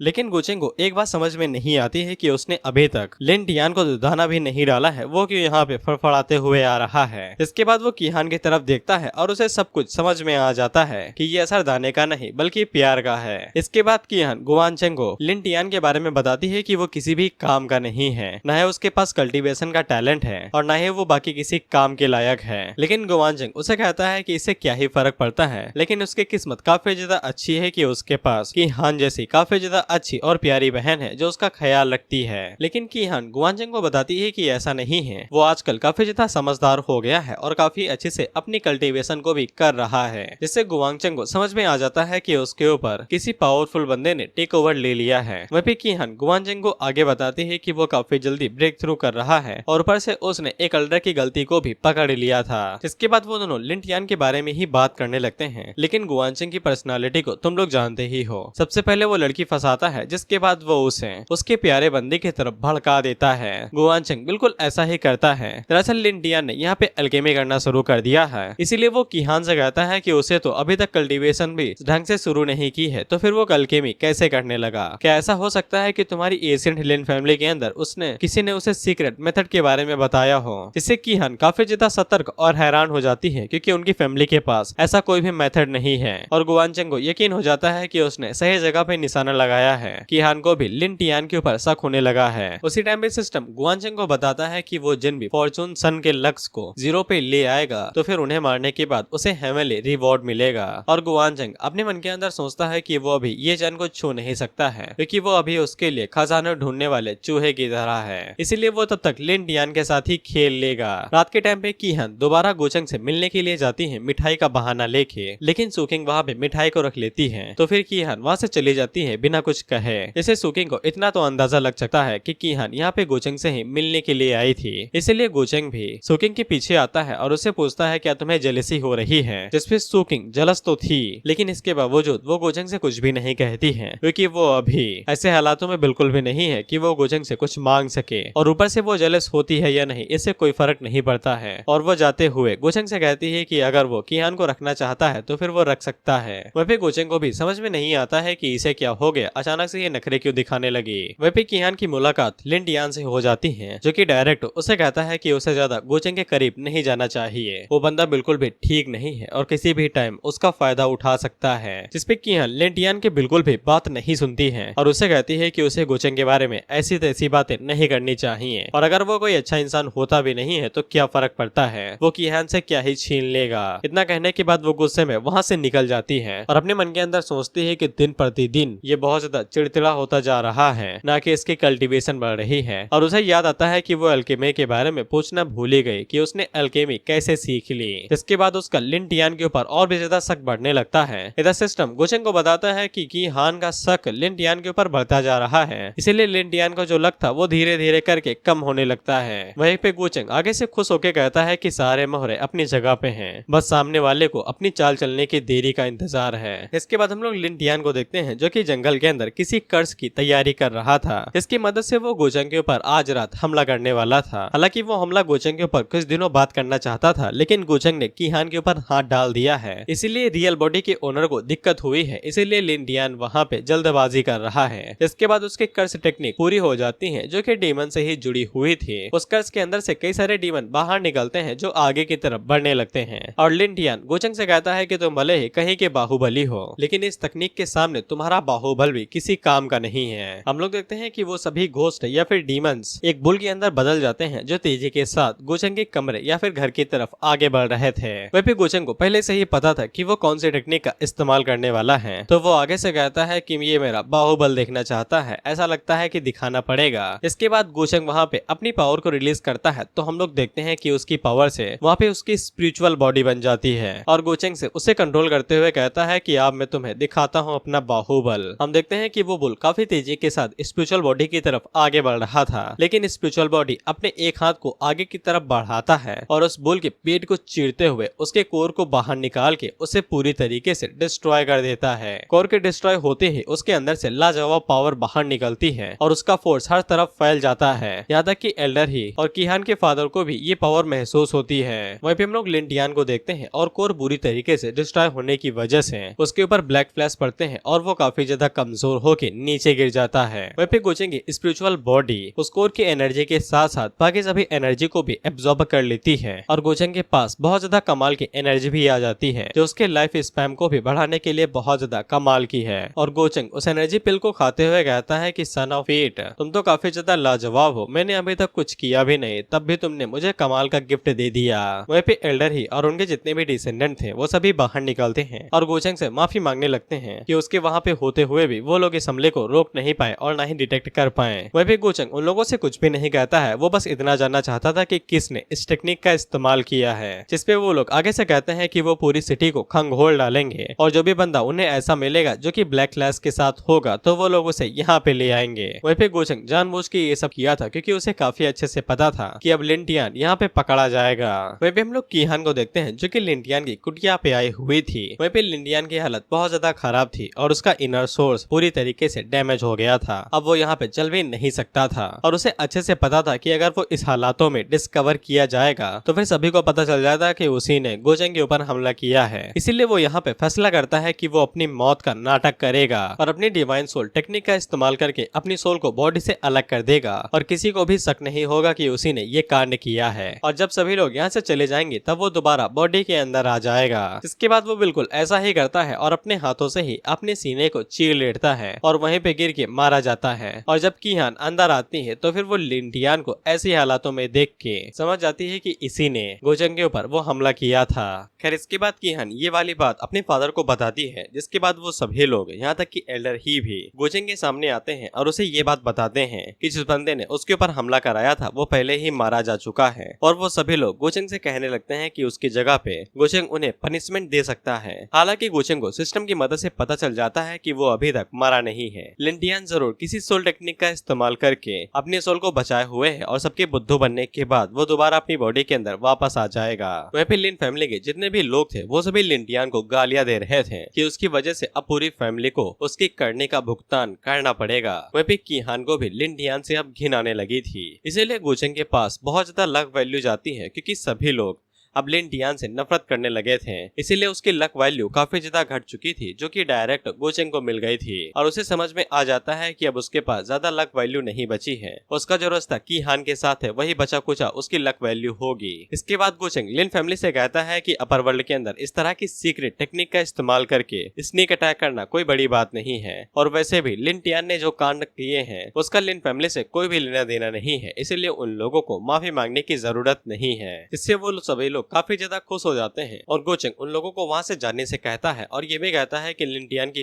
बॉडी को मत छूना, यानी कि अंतिम संस्कार मत करना, क्योंकि गोचेंग को अभी भी उसे दोबारा जिंदा करना है और उसे मार के थोड़े से पॉइंट और लेने हैं। वो सभी लोग इस चीज के लिए मान जाते हैं और वहां से जाने लगते हैं, लेकिन गोचेंग कीहान को रोक लेता है और उससे कहता है कि उसके दिन थोड़े से ठीक नहीं चल रहे हैं, इसीलिए वो चाहता है कि कीहान उसे आसपास का इलाका घुमा दे। खैर इसके बाद वो तीनों शहर घूमने के लिए जाने लगते हैं और अगला सीन 3 दिनों के बाद का होता है। खैर इसके बाद अगला सीन एक होटल का होता है जहाँ पे कुछ यंग फैमिली के यंग मास्टर्स एक साथ लंच कर रहे थे और अपनी कल्टीवेशन के ऊपर बात कर रहे थे, जिनमें मेन सिर्फ 2 ही लोग हैं। सबसे पहला है सेंगटियान जो कि ये बंदा है और इसने हाल ही में किसी डिवाइन टेक्निक को अभी मास्टर किया है, और दूसरे बंदे का नाम है जिनयंग जिसके बालों का कलर लाल है। अब ये चैन का बड़ा भाई है, जैसे गॉड फादर होते हैं ना वैसे ही बड़ा भाई, यानी कि रिश्तों को लड़ाई के जरिए बनाए दिया जाना। इसने ये चैन के साथ किसी कंपटीशन के अंदर फाइट की थी जहाँ पे ये चैन ने कम कल्टीवेशन होने के बावजूद जिनयंग को काफी अच्छी टक्कर दी थी, जिसके बाद वो दोनों भाई बन गए थे। ये लोग यहाँ पे ये चैन के बारे में ही बात कर रहे थे और जिनयंग को काफी ज्यादा गुस्सा आ रहा था कि गोचेंग की वजह से उसकी जो गर्लफ्रेंड थी उसने उसे धोखा दे दिया। खैर ये लोग गोचेंग के बारे में बात कर ही रहे थे कि उसी टाइम पे वहाँ पे गोचेंग भी आ जाता है, इसके साथ कीहान और सुकिंग भी थी। और वो सभी लोग जैसे ही गोचेंग को देखते हैं तो वो लोग फैसला करते हैं कि जाके वो लोग गोचेंग को अपनी रिस्पेक्ट देंगे, क्योंकि अभी गोचेंग लोअर वर्ल्ड के अंदर सबसे पावरफुल और सबसे रिस्पेक्टफुल बंदों में से एक है। हालांकि जिनयंग जैसे ही उसे देखता है तो फिर उसकी हालत खराब होने लगती है, क्योंकि वो इन हालातों में बिल्कुल भी गोचेंग के साथ टकराना नहीं चाहता है। इसके बाद गोचेंग साइड में आ जाता है और वहाँ का नजारा देखने लगता है। साथ ही में गोचेंग वहाँ पे अपर वर्ल्ड और लोअर वर्ल्ड के बारे में कुछ बातें कहता है और उसकी बातें कविता की तरह थी। इसे कीहान काफी ज्यादा खुश हो जाती है, तो फिर गोचेंग उसे ऑफर देता है क्या वो भी उसके साथ अपर वर्ल्ड के अंदर आना चाहेगी। हालांकि कीहान अभी मना कर देती है, ये कहते हुए कि उसकी ये काबिलियत नहीं है कि वो अपर वर्ल्ड के अंदर अंदर जा सके। इसके बाद गुचेंग कीहान से कहता है कि उसे अपने छोटे भाई की बॉडी के ऊपर काफी अच्छे से नजर रखनी चाहिए, क्योंकि उसे अपर वर्ल्ड की कई सारी टेक्निक्स के बारे में पता है जहाँ पे लोग मरने के बाद भी दोबारा जिंदा हो जाते हैं। इसी कीहान को समझ में आ जाता है कि गुचेंग यहाँ पे क्या कहना चाहता है और वो काफी ज्यादा घबरा जाती है। गुचेंग उसे कहता है कि उसे बस इस बात के ऊपर शक है, वो बस इतना चाहता है कि कीहान ज्यादा अटेंशन दे उसकी बॉडी के ऊपर। वहीं पे गुचेंग अपने मन के अंदर सोचता है कि अगर एक बार कीहान लिन डियान को वापस जिंदा होते हुए देख लेगी तो फिर लिन डियान के पास कोई भी लक वक्त नहीं बचेगा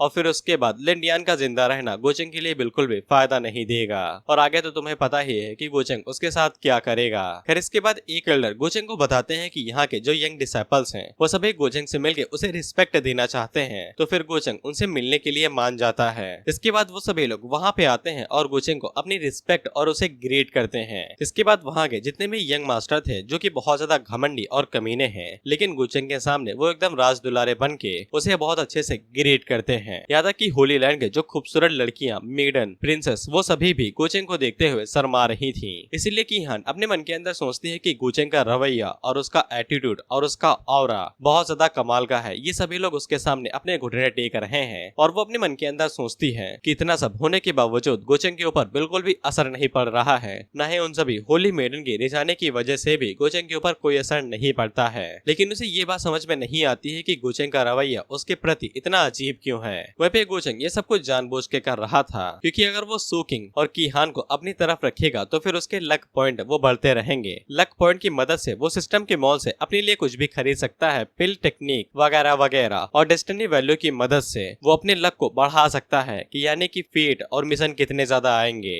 साथ ही में उसका जीना मरना भी इसी के ऊपर डिपेंड करेगा। वहीं पे गुचेंग को हाल ही में पता चला था कि कीहान के पास एल्केमी का भी टैलेंट है जो उसके लिए काफी ज्यादा फायदेमंद रह सकता है। इसीलिए वो मॉल से एक ऐसा मैनुअल खरीद लेता है जो कि ज्यादा महंगा तो नहीं था, लेकिन वो कीहान के लिए बहुत बड़े खजाने से कम नहीं है। और गुचेंग इस मैनुअल को कीहान को देके अपना ट्रस्ट और भी ज्यादा बिल्ड करना चाहता था। बेसिकली उसे अपना गुलाम बनाना चाहता था। उसी टाइम पे गुचेंग के पास सिस्टम की तरफ से एक नया मिशन आता है जो कि ये चैन के बड़े भाई के लिए था कि उसकी जो औकात है उसे राउंड के रख दो। वहीं पे गुचेंग को ये भी समझने में देर नहीं लगती है कि वो इन नमूनों में से ही कोई एक है। इसके बाद गुचेंग अपने उसी सपोर्टर जो कि अभी तक उसे गाइड करते हुए आया था सुकिंग वाले इलाके के अंदर, वो उसे जिन यांग के बारे में कुछ पूछने लगता है, लेकिन सपोर्टर के पास भी कोई भी जानकारी नहीं थी, जिससे वो सभी लोग घबराने लगते हैं क्योंकि गुचेंग अब गुस्से में लग रहा था। उसी टाइम पे वहाँ पे एक बंदा था जो कि बायुवे का होली सन था और उसे याद आता है कि जिन चैन ही अभी ये चैन के बंदे के बारे में बात कर रहा था और वो जिन यांग की तरफ इशारा करते हुए कहता है कि इसे ये चैन के बारे में काफी कुछ पता होगा क्योंकि ये अभी इसी बारे में बात कर रहा था। इसके बाद गुचेंग भी जिन यांग से कहता है कि बताओ तुम्हारा क्या रिश्ता है उस भड़वे के साथ। इसके बाद सभी लोग जिन यांग की तरफ देखने लगते हैं और गुचेंग उसे पूछता है क्या तुम उस बंदे को जानते हो जिसको मैं अभी ढूंढने की कोशिश कर रहा हूँ। जिन यांग आगे से कोई भी जवाब नहीं देता है और बातों को इधर उधर घुमाने की कोशिश करने लगता है। तो फिर गुचेंग वहाँ पे अपनी पावर का हल्का सा नमूना दिखाता है तो वो पूरी जगह पावर से भर जाती है और वो सभी लोग कांपने लगते हैं। जिन यांग इस बात को एक्सेप्ट कर लेता है कि वो ये चैन को जानता है। तो फिर गुचेंग उसे पूछता है कि अभी वो कहाँ पे है, लेकिन जिन यांग बताने से मना कर देता है कि वो अभी कहाँ पे है। इस पे बायो फैमिली का होली सन आगे से जी यांग को डिफेंड करने की कोशिश करने लगता है, लेकिन जी यांग वहाँ पे डिफेंड होना नहीं चाहता था। इसीलिए वो वहाँ पे ये चैन के बारे में कहते हुए कहता है कि उसकी कोई भी गलती नहीं है और वो उसके कैरेक्टर को अच्छे से जानता है। इसीलिए गुचेंग और ये चैन के बीच में कोई गलत फहमी हो सकती है। तो फिर गुचेंग को वहाँ पे बहुत ज्यादा गुस्सा आता है और वो अपनी पावर्स को रिलीज करते हुए उसे कहता है तुम्हें क्या लगता है कि तुम मुझसे कुछ कहने के लायक भी हो।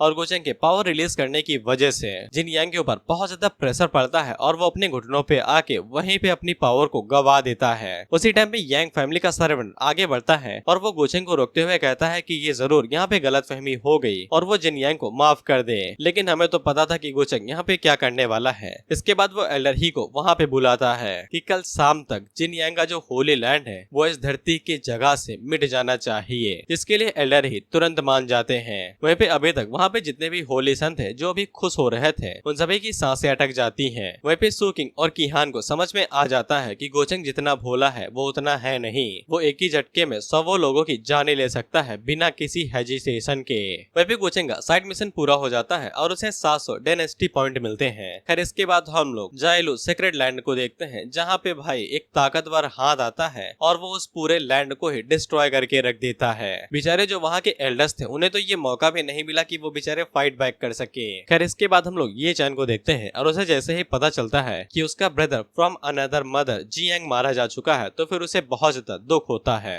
और वो आगे से फैसला कर लेता है कि वो गोचेंग को मार के ही रहेगा। उसी टाइम पे सीनियर सिस्टर बाहर निकलती है जो कि ये चैन को थोड़ी सी एडवाइस देने वाली थी, लेकिन ये चैन उनसे साफ कह देता है कि अगर वो यहाँ पे ये कहने के लिए आई है कि वो गोचेंग के साथ अभी ना भिड़े तो ऐसा नहीं होने वाला है। जैसे ही उसे सेक्रेट रियलम के मास्टर से उसके डिमोनिक वेपन को अपने हाथों में ले लेगा तो वो पक्का गोचेन को मार डालेगा। इसके बाद हम लोग गोचेन, कीहान और सुकिंग को देखते हैं जहाँ पे गोचेन कीहान के सर को सहलाते हुए कहता है क्या मैंने तुम्हें कुछ ज्यादा डरा दिया, जिसपे कीहान आगे से कहती है कि उसने कभी भी गोचेन के ऐसे रूप को नहीं देखा था। जिसपे गोचेन आगे से उसे वही एल्केमी मैनुअल देते हुए कहता है कि ये उसकी तरफ से सॉरी का टोकन है। कीहान उस मैनुअल को तुरंत अपने पास रख लेती है और कहती है कि उसे इसी चीज की जरूरत थी। वहीं पे सुकिंग भी गोचेन से कहती है कि वो भी डर गई थी, लेकिन गोचेन उसे कोई भी भाव नहीं देता है और कहता है कि आज रात का मून इतना भी बुरा नहीं है। अगला सीन कुछ दिनों के बाद का होता है जहाँ पे लिन फैमिली को बहुत ज्यादा इज्जत मिल रही थी और कई सारी बाकी फैमिली भी उनके साथ एसोसिएट कर रही थी।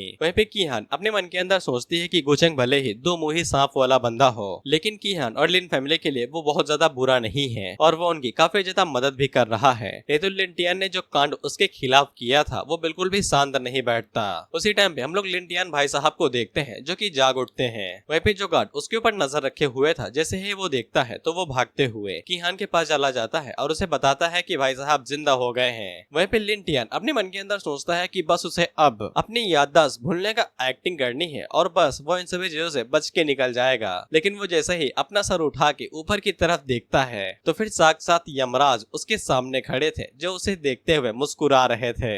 इसके बाद लिंटियान वहाँ पे एक्टिंग करना शुरू करता है कि उसे तो कुछ याद ही नहीं है, उसे कुछ भी नहीं पता है कि यहाँ पे चल क्या रहा है। गोचेंग अपने मन के अंदर सोचता है वाह एक्टिंग तो काफी अच्छी है। खैर इसके बाद वो कीहान से पूछता है कि ये आदमी कौन है, इसने पहले कभी उसे देखा ही नहीं है। लेकिन कीहान के ऊपर इसका कोई भी असर नहीं होता है और वो आगे से चिल्लाते हुए कहती है कि नाटक करना बंद करो। हालांकि लिंटियान अपनी एक्टिंग को कंटिन्यू रखता है और कहता है कि हम दोनों तो बचपन में भी एक साथ खेला करते थे और काफी अच्छे भाई बहन थे। लेकिन लिंटियान आगे से चिल्लाते हुए कहती है कि तुम मेरे भाई नहीं हो और अपनी एक्टिंग करना बंद करो। अब यहाँ पे एक कमाल की चीज होती है, जो असली रियल बॉडी ओनर है यानी कि असली वाला लिंटियान वो कुछ टाइम के लिए अपनी बॉडी के ऊपर टेक ओवर ले लेता है। इसी लिंटियान को जो कि अपर वर्ल्ड से आया था उसे काफी ज्यादा दिक्कत होने लगती है और वो कीहान से कहता है कि वो उसे कभी भी चोट नहीं पहुंचाना चाहता था, लेकिन वो गोचैंग के साथ उसे चोट पहुंचा रही है। लेकिन जो असली वाला लिंटियान था वो अपनी बहन से कहता है कि ऐसा बिल्कुल भी नहीं है। इसके बाद वो दोनों बॉडी के लिए ही लड़ने लगते हैं कि तुम मेरी बॉडी को छोड़ दो, तुम उसके ऊपर कब्जा नहीं कर सकते हो।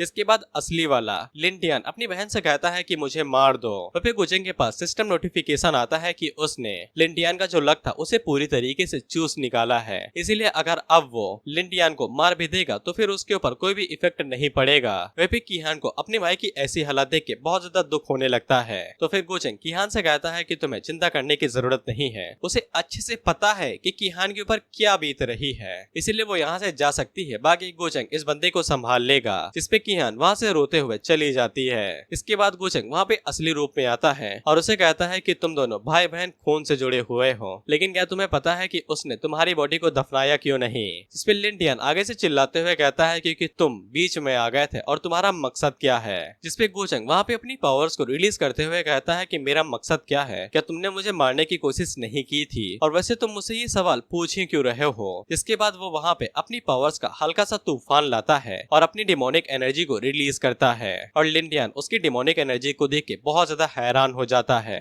और पूछता है कि उसके पास ये डिमोनिक एनर्जी कैसे हो सकती है। हालांकि गोचेंग उसकी मुंडे के ऊपर अपना उंगली रखता है और उसे कहता है कि मरे हुए आदमी को ज्यादा जानने की जरूरत नहीं है। जिसके बाद वो डायरेक्ट लिंटियान को वहीं पे खत्म कर देता है और शायद उसकी एनर्जी को भी एब्जॉर्ब कर लेगा। जिसके बाद हम लोग देखते हैं कि लिंटियान का गेम यहीं पे बजा दिया जाता है और साथ ही में उसने उसकी डिमोनिक एनर्जी को भी एब्जॉर्ब कर लिया था, जिससे उसकी नासेंट स्पिरिट और ज्यादा शक्तिशाली हो गई थी। वहीं पे गोचेंग को काफी अच्छे से पता था कि वो इस लेवल की डिमोनिक एनर्जी स्किल को यहाँ पे दिखा नहीं सकता है और उसे किसी भी कीमत पे इस बारे में किसी को पता नहीं चलने देना है। इसके बाद गोचेंग के पास सिस्टम की तरफ से एक नोटिफिकेशन आता है। अब यहाँ पे उसे तो पहला फर्स्ट किल का रिवॉर्ड चेस्ट मिलता है और दूसरा यहाँ पे ये नोटिफिकेशन था कि वो यहाँ पे अपने पॉइंट्स को एक्सचेंज भी कर सकता है, जैसे कि जो उसका लक पॉइंट है वो उनको 10 डायनेस्टी पॉइंट के अंदर एक्सचेंज कर सकता है, जो कि गोचेंग के लिए किसी ट्रम्प कार्ड से कम नहीं था, जस्ट उसके बाद वो अपनी फर्स्ट किल चेस्ट को ओपन करता है तो फिर उसे 3 कमाल के रिवॉर्ड मिलते हैं, जिनमें से पहला लक प्लैंडरिंग कार्ड था, दूसरा ब्रोकन वर्ल्ड सीड में से 3 में से किसी एक का हिस्सा था और तीसरा reward system calculation multiplier card था। लक प्लैंडरिंग कार्ड का कमाल ये था कि अगर वो किसी ऐसे इंसान के ऊपर इसका इस्तेमाल करता है जो कि फेटेड वन है, यानी कि जिनका गोचन शिकार करता है, तो फिर उनकी लक वैल्यू एक झटके के अंदर 0 हो जाएगी और उसकी जो भी लक वैल्यू होगी वो डायरेक्ट गोचन को मिल जाएगी। बेसिकली इस कार्ड की मदद से गोचन किसी भी लोगों का लक चुरा सकता था। दूसरा रिवॉर्ड जो कि सिस्टम कैलकुलेशन मल्टीप्लायर कार्ड था, इसकी मदद से वो सिस्टम के रिवॉर्ड को मल्टीप्लाई कर सकता था और इसकी वैल्यू कुछ फैक्टर के ऊपर डिपेंड करती है कि कुछ फैक्टर पे ये डिवाइड होकर 0-1 पॉइंट पे मिलेगा, किसी पे ये 10 मिलेगा और किसी पे ये 100% डिवाइड कर सकता है। गोचन फैसला करता है कि वो इस मल्टीप्लायर कार्ड का इस्तेमाल ये जन को मारने के वक्त करेगा। जिसके बाद गोचन जब लक कार्ड को सिस्टम के मॉल के ऊपर चेक करता है तो फिर उसे पता चलता है कि इसकी कीमत 10,000 डायनेस्टी पॉइंट है। जिससे गोचन को अंदाजा लग जाता है कि सिस्टम उसे ये बताना चाहता है कि फ्यूचर में और भी ऐसे कई सारे लोग आ सकते हैं जिनकी लक वैल्यू काफी ज्यादा हाई हो सकती है। इसके बाद गोचन वहाँ पे एक और चेस्ट को ओपन करता है जो कि हेवनली चेस्ट थी, जिसके अंदर से गोचन को किस्मत वाले का हालो मिलता है, जिसको सिस्टम कन्वर्ट करके फेटेड विलन्स हालो कर देता है। हालो का मतलब हिंदी में प्रभा मंडल होता है, कोई ऐसी गोल चीज जिसके आसपास कोई चमकीली चीज घूम रही हो, पिक्चर के अंदर देख ही सकते हो। और गोचन को एक और रिवॉर्ड मिलता है जो कि डिवाइन किंग्स हार्ट था। फेटेड विलन हालो की मदद से गोचन यहाँ पे प्रॉपर विलन बन चुका है। अब उसका यहाँ पे एक ही काम है जो कि सन ऑफ फेट्स को मारना होगा और शायद से इस काम के बीच में उनकी लक वैल्यू को भी इग्नोर किया जा सकता है, यानी कुछ टाइम पे वो अब उन्हें इग्नोर करके डायरेक्ट मार सकता है। उसे लक के बारे में चिंता करने की जरूरत नहीं है, जिससे गोचन को समझ में आ जाता है कि उसे अब अपनी डायनेस्टी वैल्यू बढ़ानी पड़ेगी ताकि उसके पास ताकत आ सके जिसकी मदद से वह उन्हें डायरेक्ट मार सके। जिसके बाद गोचन डिवाइन किंग्स हार्ट को बाहर निकालता है। अब ये जो हार्ट है ये किसी डिवाइन कल्टीवेटर का होगा जिसकी कल्टीवेशन बहुत ज्यादा हाई है, इसीलिए गोचन इस दिल को अपने सीने के अंदर लगाता है और उसे फ्यूज कर लेता है। डिवाइन हार्ट को फ्यूज करने के बाद डायरेक्ट उसकी कल्टीवेशन बढ़ जाती है। अब यहाँ पे राइटर आलसी था तो उसने बताया नहीं कि कल्टीवेशन कहाँ से कितनी बड़ी है, बस हमें गोचन से इतना पता चलता है कि वो ब्रेक थ्रू करके advance stage of title Duke phase पे आ चुका है और अगर वो ड्यूक फेज की टॉप पोजीशन पे जाना चाहता है तो फिर उसे 5000 डायनेस्टी पॉइंट का इस्तेमाल करना पड़ेगा। इसके बाद गोचन वहाँ से बाहर निकल जाता है ताकि वो अल्टीमेट वेपन को ले सके और साथ ही में ये चन का मामला भी खत्म कर दे, क्योंकि अब उसकी कोई भी कीमत नहीं बची है। इसके बाद गोचन बाहर जाता है तो फिर कीहान उसका इंतजार कर रही थी, जहाँ पे वो काफी ज्यादा उदास थी। गोचन उसे संभालते हुए कहता है कि उसे रोने की जरूरत नहीं है। उस गंदे आदमी ने भले ही उसकी बॉडी के ऊपर काफी टाइम से कब्जा किया होगा, लेकिन वो ज्यादा देर तक बंद नहीं था, इसीलिए शायद से असली लिंटियान की सोल दोबारा साइकिल ऑफ रिकार्नेशन के अंदर जा सकती है, बेसिकली पुनर्जन्म के अंदर। अब इसके बाद हम लोग एशियन सिटी ऑफ चोंगयुए को देखते हैं जो कि सेंट्रल स्टेट से काफी ज्यादा दूर है, लेकिन भाई भाई ही है। वहीं पे हम लोग कुछ लोगों को देखते हैं जो कि जिलाओ सेक्ट के डिस्ट्रॉय होने के बारे में बात कर रहे थे और वो गोचन के बारे में भी बात कर रहे थे कि उसका असली ओरिजिन क्या है और वो कहाँ से आया है। उसी टाइम पे वहाँ पे एक लड़की आती है जो कि कहती है कि कोई फर्क नहीं पड़ता है कि उसका ओरिजिन क्या है या फिर वो कहाँ से आया है, जब तक उसने ये चैन को परेशान किया है तो फिर वो लोग उससे बदला जरूर लेंगे। जिसपे वो लोग आगे से कहते हैं कि उन्हें चिंता करने की जरूरत नहीं है, वो भले ही अपर वर्ल्ड से हो लेकिन उसकी कोई भी औकात नहीं है हमारे एशियन सेक्रेट माउंटेन के सामने। हमें ये भी पता चलता है कि इस लड़की का नाम लियो ली है, लेकिन हम इसे लिली बुलाएंगे। इनमें से ये बंदा जो कि इंसानों की तरह दिखता है वो आगे से कहता है कि वो बस अपर वर्ल्ड का छोटा सा बच्चा है जो कि किसी एल्डर के साथ यहाँ पे आया हुआ है। तो फिर हमारा अजूरे वर्ल्ड उसके सामने बिल्कुल भी डरेगा नहीं, हम उसे कुत्ते की तरह मार पीट के एक बराबर कर देंगे। जिसके बाद लिली वहाँ पे अपनी आंट जुए को बुलाती है और उसे ये चैन की खबर लेती है, जिसपे आंट जुए वहाँ पे पता नहीं कैसे आती है, जो बताती है कि उन्हें अभी नहीं पता है कि ये चैन कहाँ पे है और पिछली बार उसकी एनर्जी के निशान सेंट्रल सिटी से मिले थे, सेंट्रल स्टेट से। जिस पे लिली आगे से कहती है कि ये चैन काफी ज्यादा सफर किया है। अब देखो आंट जुए यहाँ पे लिली को काफी अच्छे से समझाती हैं कि वो एक फिनिक्स की तरह पैदा हुई हैं और उन्हें 9 आसमानों के ऊपर जाके चीखों से चिल्लाना है और उसे किसी भी टाइम अपर वर्ल्ड के अंदर जाना ही पड़ेगा और ये चैन कभी भी इस जिंदगी के अंदर फॉल्स गॉड फेस तक पहुंच ही नहीं पाएगा। फेस का मतलब रियलम समझ लो या फिर स्टेज। इसीलिए वो ये चाहती है कि वो ये चैन का पीछा छोड़ छोड़ के वापस अपर वर्ल्ड के अंदर चली जाए। अब देखो यहाँ पे लिली का ये चैन के ऊपर अटूट विश्वास था, इसीलिए वो बिल्कुल भी ये चैन को यहाँ पे छोड़ने नहीं वाली थी और उसे पक्का यकीन था कि वो भी 9 आसमानों के ऊपर केचुए की तरह चिल्लाएगा।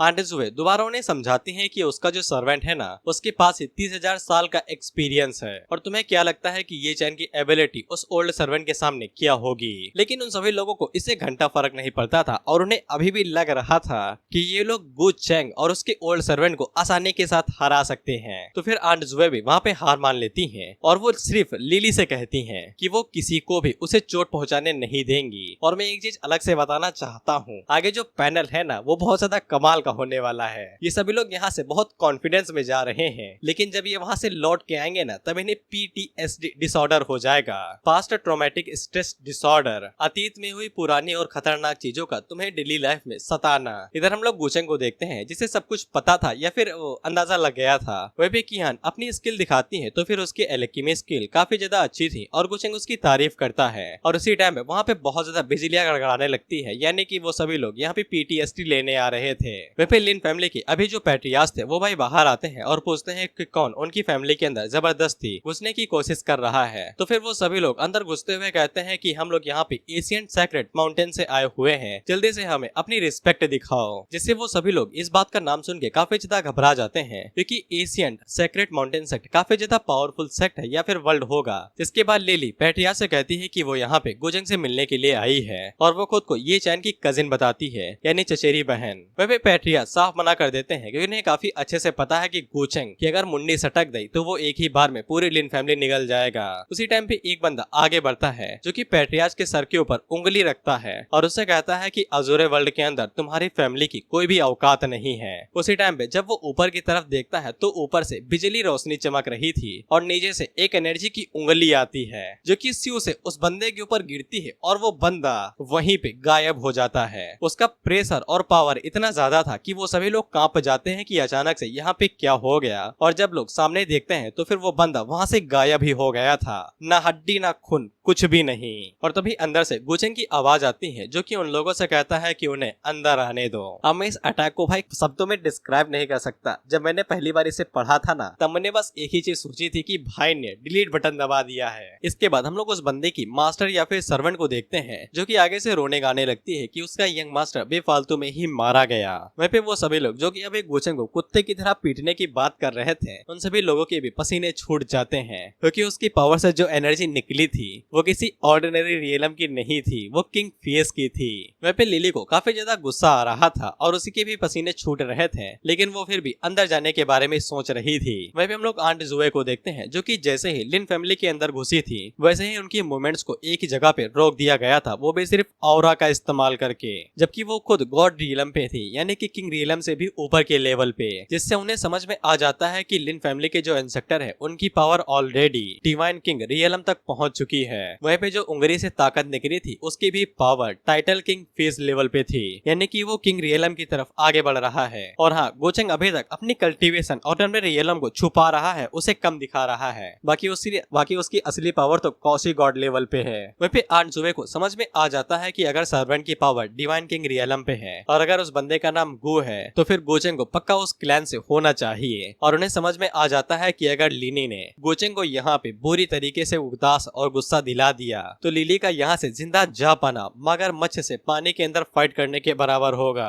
बल्कि वो लोग इस मौके का फायदा उठा के गुचेंग के साथ अच्छा रिश्ता बिठा सकते हैं, इसीलिए आंट जुए उनके अंदर जाने से पहले ही सामने आ जाती हैं, जो कि लिली को दोबारा समझाने लगती हैं कि ये मामला पूरी तरीके से गलत फहमी हो सकती है। वहीं पे एल्डर ही को समझ में आ जाता है कि आंट जुए बहुत ज्यादा चालाक औरत है और वो यहाँ पे इन सभी चीजों को एक अच्छी चीज में बदलने की कोशिश करने लगी है। वहीं पे गुचेंग को ये चेन की कजिन के बारे में पता चलता है जो कि किसी एशियन फैमिली से है और उसकी ब्लड लाइन भी काफी ज्यादा कमाल की है। और अगर तुम लोग यहाँ पे गुचेंग को हटा दो यानी कि उसके नजरिए से देखना बंद कर दो और ये चेन के नजरिए से देखो तो वो यहाँ पे किसी कल्टीवेशन मानवा के मेन कैरेक्टर से कम नहीं है। वहीं पे सुकिंग गुचेंग से पूछती है क्या तुम उन सभी लोगों को निपटाने वाले हो। गुचेंग उससे कहता है क्या यार मैं तुमको सीरियल किलर दिखाई देता हूँ क्या जो बेफालतू में ही लोगों को जान से मार देता है। खैर इसके बाद वो बाहर जाते हुए कहता है कि चलो अब उन लोगों से मिल ही लेते हैं। जिसके बाद गुचेंग बाहर निकलता है और उन लोगों से मिलता है जाके। वहीं पे आंट जुए जैसे ही गुचेंग को देखती है तो फिर उन्हें पक्का पता चल जाता है कि ये पक्का गु फैमिली का ही है, यानी कि गुचेंग और उसके फादर दोनों एक जैसे ही दिखते हैं। आगे से देखा है मैंने, वह भी लिली का रवैया अभी बिल्कुल भी ठीक नहीं था और वो गोचेंग से बहुत ज्यादा अकड़ और बदतमीजी से बात कर रही थी। वह पे गोचेंग जब लिली को चेक करता है तो फिर उसे पता चलता है कि लिली के पास लक वैल्यू 800 से भी ज्यादा है और वो अपने मन के अंदर सोचता है कि साला ये चैन की वैल्यू लड़कियों के मामले में कुछ ज्यादा ही अच्छी है, लड़कियां उसके लिए मर मिटने को भी तैयार है। फिर इसके बाद आंट जुए आगे बढ़ती है और गोचेंग को अपने बारे में बताती है कि लिली ये फैमिली से है और वो अपर वर्ल्ड के अंदर लोअर वर्ल्ड के अंदर किसी काम से आई है और उसे यहाँ पे उसको प्रोटेक्शन के लिए लगाया गया है। और वो गोचेंग से रिक्वेस्ट करती है कि गोचेंग इस मामले को अपने दिल पे ना ले क्योंकि वो लोग यहाँ पे उसे गुस्सा दिलाने के लिए नहीं आए हैं। हालांकि लिली अभी भी आंट जुए से कह रही थी कि वो कुछ ज्यादा ही मक्खनबाजी कर रही है। आंट जुए के पसीने छूटने लगते हैं और वो लिली को समझाते हुए कहती है कि ये पक्का एक गलत फहमी है और उन्हें यहाँ पे इस चीज को बढ़ावा नहीं देना चाहिए जिससे दो फैमिलीज के बीच में बवाल हो सके और विवाद हो जाए। और हाँ, गोचेंग की फैमिली भी कोई एरी गेरी फैमिली नहीं है, अपर वर्ल्ड के अंदर वो सबसे पावरफुल फैमिलीज में से एक है। खैर गोचेंग आंट जुए से पूछता है कि आप यहाँ पे क्यों आई हैं और कुछ ज्यादा ही मीठे तरीके से बात कर रही हैं। तो फिर आंट जुए गोचेंग को जवाब देने से पहले उससे बड़े प्यार और निर्मलता से पूछती हैं क्या वो गो फैमिली से है, जो कि पुरानी से पुरानी गो फैमिली है। लेकिन लिली भी एक एशियन फैमिली से आती है जो कि एक इमोर्टल क्लैन है ये फैमिली, और वो दोनों फैमिलीज काफी अच्छी दोस्त पुराने टाइम से रही आई हैं। इससे अज़ूरे वर्ल्ड वाले लोग काफी ज्यादा हैरान हो जाते हैं क्योंकि वो लोग गोचेंग को ऐरा गहरा समझ रहे थे, जबकि गोचेंग तो किसी एशियन फैमिली से भी ज्यादा अव्वल दर्जे की फैमिली से आता है। वह पे लिली का मुंह बनते हुए उसका मुंह चढ़ते जा रहा था। वह पे गोचेंग आगे से कहता है कि इसीलिए मिस लिली यहाँ पे बिना किसी डर के घुसते चली आई क्योंकि उनके पीछे किसी इमोर्टल फैमिली का हाथ जो था। वह पे गोचेंग आगे से कहता है कि हाँ, मेरे फैमिली बहुत ज्यादा कमाल के है और मेरे फादर ये फैमिली के साथ काफी पुराने तक काम करते हुए आए हैं और तुमने पक्का हमारे बारे में काफी अच्छे से सुना होगा। वह पे आंट जुए काफी ज्यादा हैरान हो जाती है कि गोचेंग गो फैमिली का आखिरी बचा हुआ सक्सेसर है, यानी कि गोचेंग फ्यूचर में गो फैमिली का हेड बनने वाला है। जैसे अज़ूरे वर्ल्ड वालों की और भी ज्यादा फटने लगती है क्योंकि वो लोग यहाँ पे गोचेंग को ऐरा गहरा समझ रहे थे, लेकिन वो तो गो फैमिली का यंग मास्टर निकला। वहीं पे वो बंदा जिसके ऊपर डिलीट बटन दबाई गई थी उसकी सर्वेंट आगे से चिल्लाते हुए कहती है कि उसका यंग मास्टर तो बेफालतू में ही मारा गया। इसके बाद वहाँ पे जो भी लोग थे वो सभी अपना सर गोचेंग के सामने झुका लेते हैं और उससे आगे से जिंदगी की भीख मांगने लगते हैं कि उन लोगों ने गलती कर दी है और गोचेंग उन्हें माफ कर दे। वह पे लिली का मुंह बनते हुए और वो अपने मन के अंदर सोचती है कि ये यहाँ पे चल क्या रहा है। इसके बाद आंट जुए उसे भी माफी मांगने को कहती है क्योंकि गोचेंग बहुत ज्यादा कमाल का है और उसे ये चैन के बारे में ज्यादा नहीं सोचना चाहिए। लेकिन लिली वहाँ पे माफी मांगने से साफ मना कर देती है और वो गोचेंग के ऊपर इल्जाम लगाते हुए कहती है कि ये चैन के जो हालात है कि पूरी दुनिया उसके ऊपर कुत्ते की तरह हंस रही है, ये गोचेंग की वजह से हुआ है। वह पे गोचेंग को समझ में आ जाता है कि ये लड़की बहुत ज्यादा ये चैन की वफादार है, इसे घंटा फर्क नहीं पड़ता है कि दुनिया के अंदर क्या चल रहा है, लेकिन उसे ये समझ में आ जाता है कि ये दिमाग की अभी भी छोटी बच्ची है, इसीलिए वो आसानी के साथ इसके रिश्ते को यूं चुटकियों में डिस्ट्रॉय कर सकता है। लेकिन वो यहाँ पे लिली के साथ थोड़ा बहुत खेलना चाहता था। इसके बाद गोचेंग आगे बढ़ते हुए कहता है कि तो तुम लोग यहाँ पे इसी वजह से आए थे न, तुमने मुझे कोई अच्छी सी वजह दी जिससे मुझे ये पता लग सके कि तुम लोग यहाँ पे बेफालतू में नहीं आए थे, और ऊपर से तुमने लिन फैमिली को धमकाने की भी कोशिश की। लेकिन तुम भले ही किसी डिसेंडेंट हो किसी एशियन इमोर्टल यंग फैमिली की, तुम्हें मुझे घंटा फर्क नहीं पड़ता है, मैं तुम्हें यहीं पे मार सकता हूँ। इतना कहने के बाद वो अपनी पावर का हल्का सा झोंका मारता है जिससे वहाँ पे वो सभी लोग कांपने लगते हैं और आंट जुए अपनी शील्ड का इस्तेमाल करते हुए लिली को बचाने लगती है क्योंकि उसकी कल्टीवेशन अभी इतनी हाई नहीं है कि वो इस अटैक को भी झेल पाए। और वो गोचेंग से रिक्वेस्ट करने लगती है कि वो शांत हो जाए और थोड़ी सी दया दिखाए। तो फिर गोचेंग वहाँ पे रुक जाता है और वो लिली से कहता है कि अभी भी माफी नहीं मांगोगी, तो लिली आगे से मना कर देती है और कुछ भी नहीं कहती। तो फिर गोचेंग वहाँ पे एल्डर ही को बुलाता है और उनसे कहता है कि अगले 10 सांसों के अंदर हर एक बंदे को मार देना जो यहाँ पे है, और अगर वो थोड़ा सा भी रेजिस्ट करने की कोशिश करे तो फिर उसके पूरे क्लैन को ही मिटा देना। 10 सांसें यानी मुश्किल से 3 से 5 सेकेंड।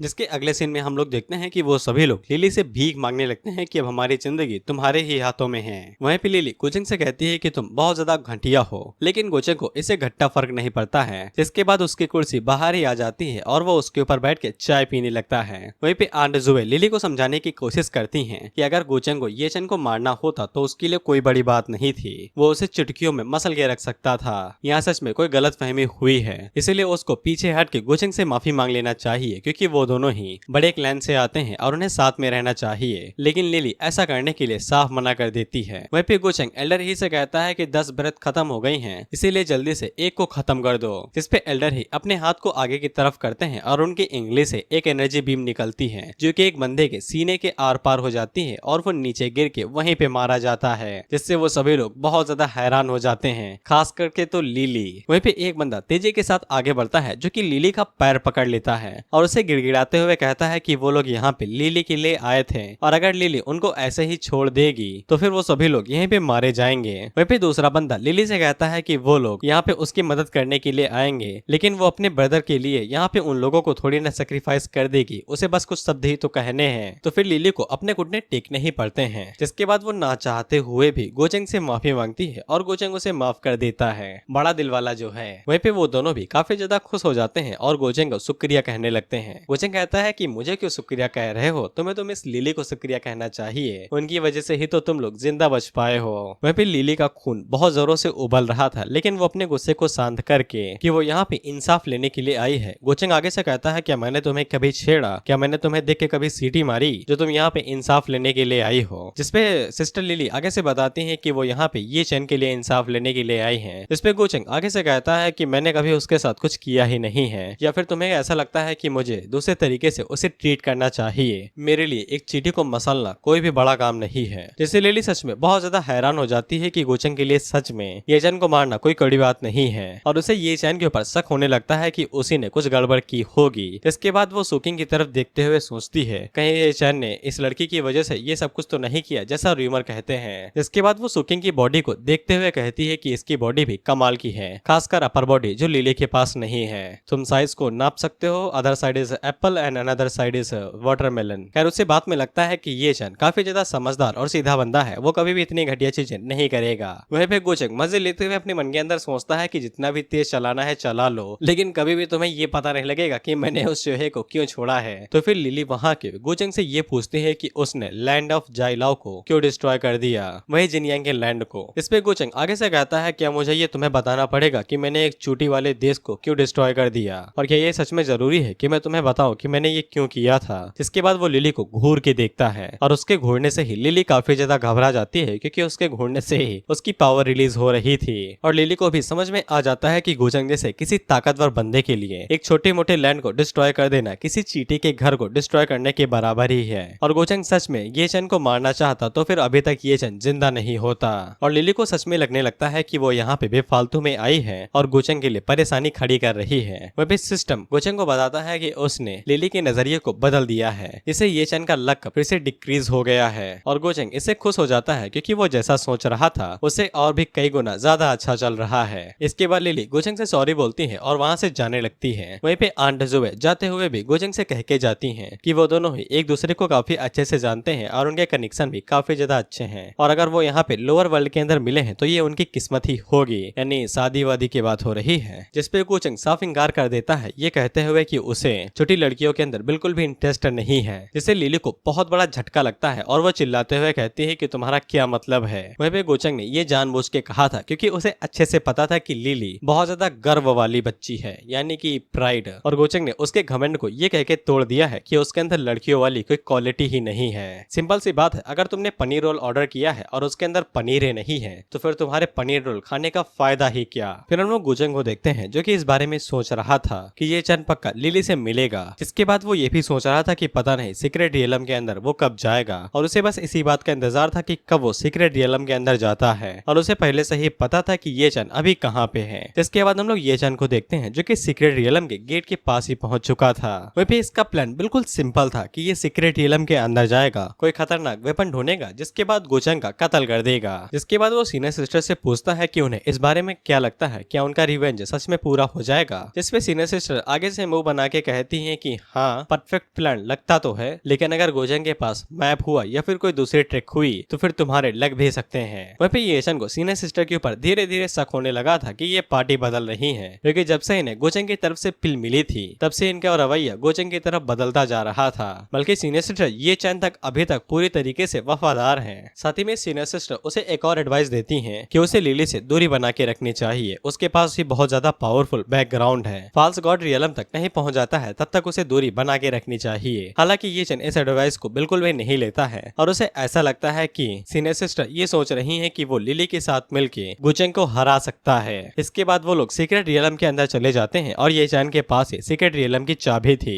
और वो जैसे ही रियलम के अंदर जाता है तो फिर रियलम का गेट ओपन हो जाता है और वहाँ से एनर्जी निकलती है। इसीलिए वहाँ पे आसपास जितने भी मास्टर थे वो सभी भागते हुए सीक्रेट रियलम के अंदर घुस जाते हैं। लेकिन जैसे ही वो सभी अंदर घुसते हैं तो फिर उनकी जो कल्टीवेशन थी उसे डायरेक्ट सप्रेस्ड कर दिया जाता है, यानी कि कम कर दिया जाता है। वहीं पे हम लोग गुचेंग को देखते हैं जो कि सीक्रेट रियलम के पास ही पहुंच चुका था। एल्डर ही उसे बताते हैं कि जिन लोगों की भी स्टेज माइटी पावर फेज से नीचे की है उनकी कल्टीवेशन को घटा दिया जा रहा है। गुचेंग को इस बारे में सबसे पहले से ही पता था क्योंकि ये रियलम खास तौर पे ये चैन के लिए ही बनाई गई थी क्योंकि वो अभी तक माइटी पावर फेज तक ही नहीं पहुंच पाया था। वहीं पे गुचेंग को क्या ही फर्क पड़ता था, उसकी लेवल वो लोग कितना ज्यादा कम कर देंगे। इसके बाद वो सभी लोग भी नीचे उतर आते हैं और गुचेंग अपने लोगों को लेके सीक्रेट रियलम के अंदर चला जाता है। इसके बाद अगला सीन डायरेक्ट ये चैन का होता है जहाँ पे हम देखते हैं कि वो शिकार कर रहा था और उसी टाइम पे उसके पास लिली और उसके बाकी साथी लोग आते हैं। वहीं पे चंद भाई साहब जैसे ही लिली को देखते हैं तो उनकी आंखों के अंदर हम लोग मोहब्बत का कीड़ा देख पाते हैं। वहीं पे आंट जुए जैसे ही ये चैन को देखते हैं तो उसे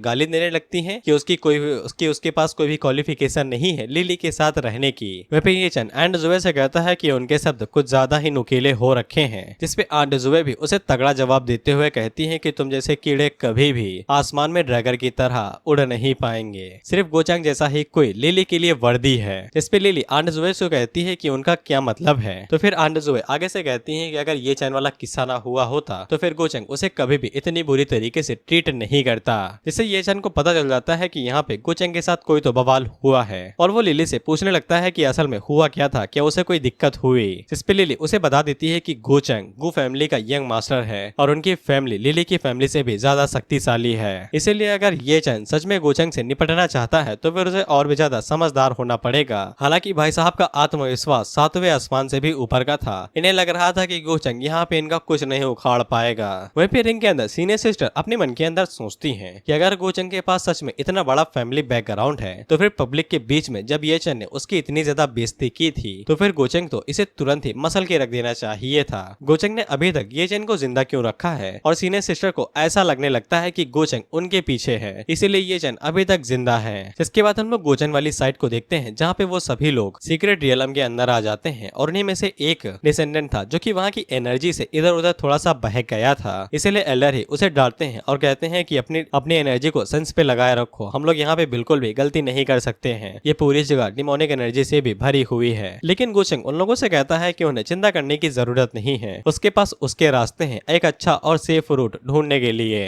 क्योंकि उसके पास पहले से ही ये चैन का चूहा था जो उसके लिए पीछे से निशान छोड़ते हुए जा रहा था और गोचांग को कोई भी परेशानी नहीं थी सीक्रेट वेपन को ढूंढने में, उसे बस निशानों का पीछा करते हुए जाना था। इसके बाद हम लोग ये चैन को देखते हैं जो कि एक पावरफुल बीस्ट को मार देता है तो फिर लिली उसकी तारीफ करती है। वहीं पे आंट जुए बिल्कुल भी इन चीजों से खुश नहीं थी। वहीं पे ये चैन धीरे धीरे अपनी मंजिल तक पहुंच रहा था और वो उस बंदे के पैलेस तक पहुंच चुका था जहाँ की ये सीक्रेट रियलम है। लेकिन उसी टाइम पे उन लोगों के ऊपर एक ताकतवर बीस्ट अटैक कर देता है जो कि बहुत ज्यादा शक्तिशाली था। लेकिन आंट जुए जो कि अलग ही लेवल पे थी वो आसानी के साथ उस बीस्ट को एक ही हाथ मारती है और उसे भाई डिस्ट्रॉय कर देती है और वो घरों को तोड़ते हुए दूर जाके गिरता है। लेकिन उसी टाइम पे वहाँ पे और भी कई सारे बीस्ट आ जाते हैं जो कि उन्हें चारों तरफ से घेर लेते हैं। तो फिर लिली ये चैन से कहती है कि वो लोग इन्हें रोक के रखते हैं तब तक वो आगे जाए और इनहेरिटेंस को ले ले, जिसपे ये चैन इस चीज के लिए मानता है और तुरंत आगे की तरफ निकल जाता है। वहीं पे लिली के लोग आगे फाइट कर पाते कि उससे पहले ही वहाँ पे गोचांग आ जाता है जो कि एक ही बार में उन सभी बीस्टों को मार के रख देता है।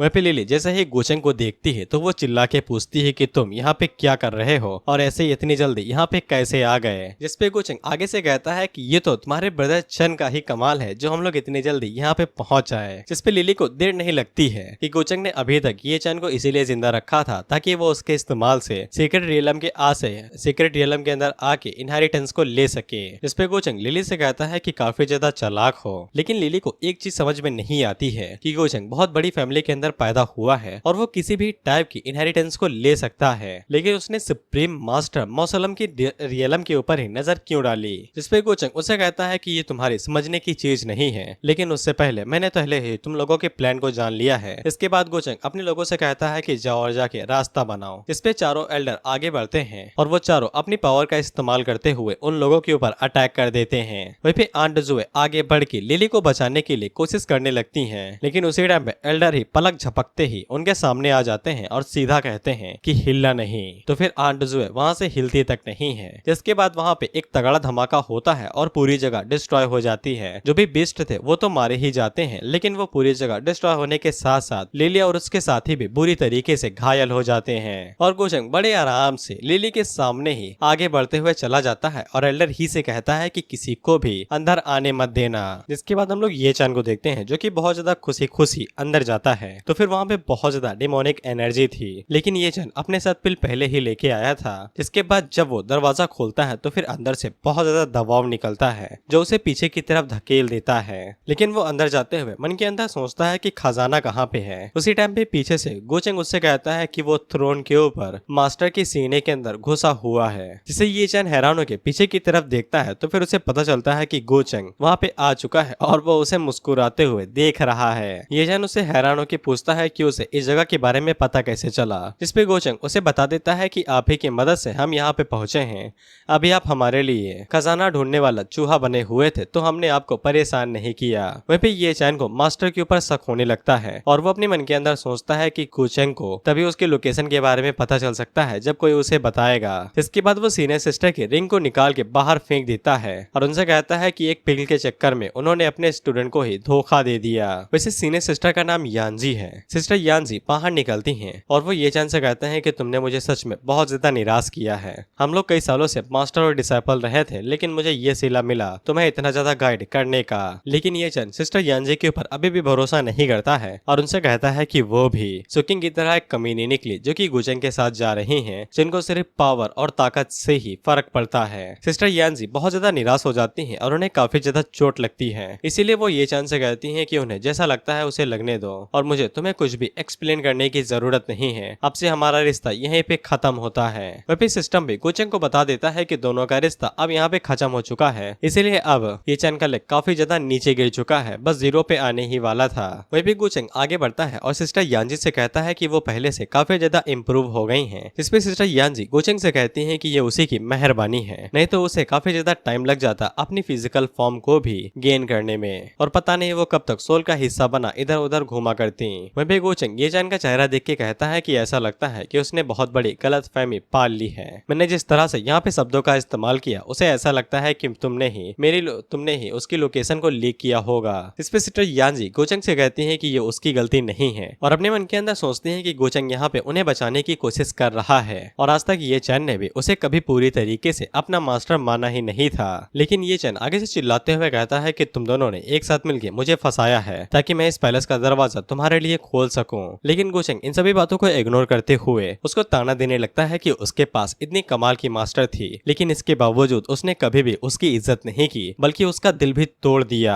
और जब उसको एक इनहेरिटेंस मिल गई और उसको सपोर्ट करने वाला यहाँ पे कोई है तो फिर उसने फैसला किया कि वो अपनी मास्टर को छोड़ देगा। इस पे ये चैन आगे से चिल्लाते हुए कहता है कि तुम दोनों मेरे खिलाफ बहुत ज्यादा साजिश कर रहे हो। जिस पे गोचेंग आगे से कहता है कि मैंने तुम्हें कितनी बार यहाँ से जाने दिया है, क्या तुम्हें सच में लगता है कि तुम बेवकूफों की तरह एक्टिंग करके इन सभी चीजों के ऊपर पर्दा डाल दोगे। वे भी सिस्टर यांजी उन दोनों से चुप होने को कहती हैं और वो गोचेंग से कहती हैं कि अब से वो उसे फॉलो करने के लिए मान गई हैं। जिससे ये चैन को काफी ज्यादा गुस्सा आता है और वो अटैक करने के लिए आगे बढ़ ही रहा था कि उसी टाइम पे गोचेंग उसके ऊपर अटैक करता है और वो पीछे की तरफ खिसकते हुए जाके गिरता है और गोचेंग उसे कहता है कि काफी ज्यादा परेशानी खड़ी करते हो। इसके बाद गोचेंग सिस्टर यांजी से कहता है क्योंकि उन्होंने गोचेंग को फॉलो करने का फैसला किया है तो फिर गोचेंग बहुत ज्यादा खुश है, जिससे सिस्टर यांजी भी काफी ज्यादा खुश हो जाती हैं। वहीं पे सिस्टम गोचेंग को बताता है क्योंकि सिस्टर यांजी ने पूरे दिल से उसे फॉलो करने का फैसला किया है तो फिर उसकी डायनेस्टी वैल्यू 2000 पॉइंट से बढ़ा दी जाती है। जिसके बाद गोचेंग वहाँ पे अपने पास से एक जेम स्टोन बाहर निकालता है और सिस्टर यांजी को देते हुए कहता है कि अब से वो इसके अंदर रहेंगी, वो उन्हें कभी भी टूटी हुई रिंग के अंदर रहने नहीं देगा। उसी टाइम पे ये चैन खड़ा हो जाता है जो कि अपनी स्वॉर्ड या फिर सील को बाहर निकालता है तो फिर उसके अंदर से बहुत ज्यादा एनर्जी रिलीज होती है। वहीं पे गोचेंग सिस्टर यांजी से कहता है कि वो इस सोल नटरिंग जेड के अंदर रहे जेम स्टोन, तब तक वो यहाँ का सब कुछ संभाल लेगा। वह भी सिस्टर यांजी जाने से पहले गोचेंग को बता के जाती है कि उसके हाथों के अंदर जो की है वो यहाँ की सभी एरे को कंट्रोल करने में उसकी मदद करेगी। उसके हाथों में कमाल की ताकत है, इसीलिए गोचेंग को सावधान रहना चाहिए। वहीं पे हम लोग ये चैन को देखते हैं जो कि अपनी एनर्जी का इस्तेमाल करके वहाँ पे स्पिरिचुअल बॉडी बना लेता है और इसी का इस्तेमाल करते हुए गोचंग के ऊपर अटैक करने के लिए ताकत के साथ आगे बढ़ रहा था। उसी टाइम पे गोचंग अपनी पावर को रिलीज करते हुए कहता है कि यहाँ के ट्रैप्स मेरा एक बाल भी नहीं उखाड़ सकते हैं। जिसके बाद गोचंग भी वहाँ पे अपनी पावर्स को रिलीज करता है और अपनी स्पिरिचुअल बॉडी को बना लेता है, जो कि ये चैन की स्पिरिचुअल बॉडी को आसानी के साथ रोक लेती है। और उसी टाइम पे वो जो अल्टीमेट वेपन था वो भी आगे से हिलने लगता है। ये चैन पूछता है कि उसे क्या हुआ, लेकिन गोचंग उससे कहता है कि मरते हुए आदमी को ज्यादा जानने की जरूरत नहीं है। इसके बाद गोचंग की स्पिरिचुअल बॉडी आगे बढ़ती है और वो अटैक करने ही वाली थी कि उसी टाइम पे ये चैन आगे से अपने मूव का इस्तेमाल करते हुए कहता है कि वो ऐसा कभी भी नहीं होने देगा और उसकी स्पिरिचुअल बॉडी अपने मुंह से एनर्जी बीम फेंकने वाली थी, लेकिन गोचंग की स्पिरिचुअल बॉडी उसका मुंह पकड़ के उसको बंद कर देती है, जिससे वो एनर्जी बाहर ही नहीं निकलती है और वो पूरी स्पिरिचुअल बॉडी अंदर से ही डिस्ट्रॉय हो जाती है और साथ में ये चैन के हाथों में जो की थी वो भी डिस्ट्रॉय हो जाती है। जिसके बाद वहाँ पे बूम करके एक तगड़ा धमाका होता है और ये चैन पीछे जाके गिरता है। वहीं पे गोचंग उसकी तरफ आगे बढ़ते हुए कहता है कि अब मेरा खजाने ढूंढने वाले चूहे का काम खत्म हुआ है, तो फिर अब मैं उसे मीठी चीनी दे के मारने वाला हूँ। वहीं पे ये चैन अपने मन के अंदर ये सोच रहा था कि सीक्रेट रियलम के सप्रेशन का गोचंग के ऊपर कोई भी असर क्यों नहीं हो रहा है, और वो अपने मन के अंदर सोचता है क्या मैं यहीं पे मरने वाला हूँ। जिसके बाद स्पिरिचुअल बॉडी आगे बढ़ती है और ये चैन को मसल के मारने ही वाली थी कि उसी टाइम पे वहाँ पे लिटिल सिस्टर आ जाती हैं, जो कि अपनी शॉट का इस्तेमाल करते हुए स्पिरिचुअल बॉडी के ऊपर अटैक करती हैं, लेकिन उनकी शॉट का स्पिरिचुअल बॉडी के ऊपर बिल्कुल भी असर नहीं होता है। इसके बाद गोचन उससे कहता है कि तुम बिल्कुल सही टाइम पे आई हो। वहीं पे स्पिरिचुअल बॉडी ने अब ये चैन को अपनी पकड़ के अंदर कर लिया था और गोचंग सिस्टर लिली से कहता है क्या तुम इसे बचाना चाहती हो। वहीं पे सिस्टर लिली गोचंग से कहती हैं कि वो ये चैन को जाने दे, वो किसी भी कंडीशन को पूरा करेंगी। गोचंग पूछता है किसी भी कंडीशन को, जिसपे लिली आगे से कहती है कि कुछ भी, लेकिन उसकी वजह भी होनी चाहिए, यानी कि वो चीज सेंसेबल होनी चाहिए। जिसपे गोचंग स्पिरिचुअल बॉडी का इस्तेमाल करते हुए कहता है कि तुम यहाँ पे नेगोशिएट करने के हालातों में बिल्कुल भी नहीं हो। वहीं पे स्पिरिचुअल बॉडी धीरे धीरे करके ये चैन को निचोड़ती जाती है तो फिर उसे दर्द होने लगता है और साथ ही में वो लिली से कहता है कि उसे उसकी कंडीशन के लिए अग्री नहीं करना है, भले ही वो यहाँ पे मारा जाए। गोचंग आगे से कहता है कि मैंने तुम्हें बोलने की इजाजत दी।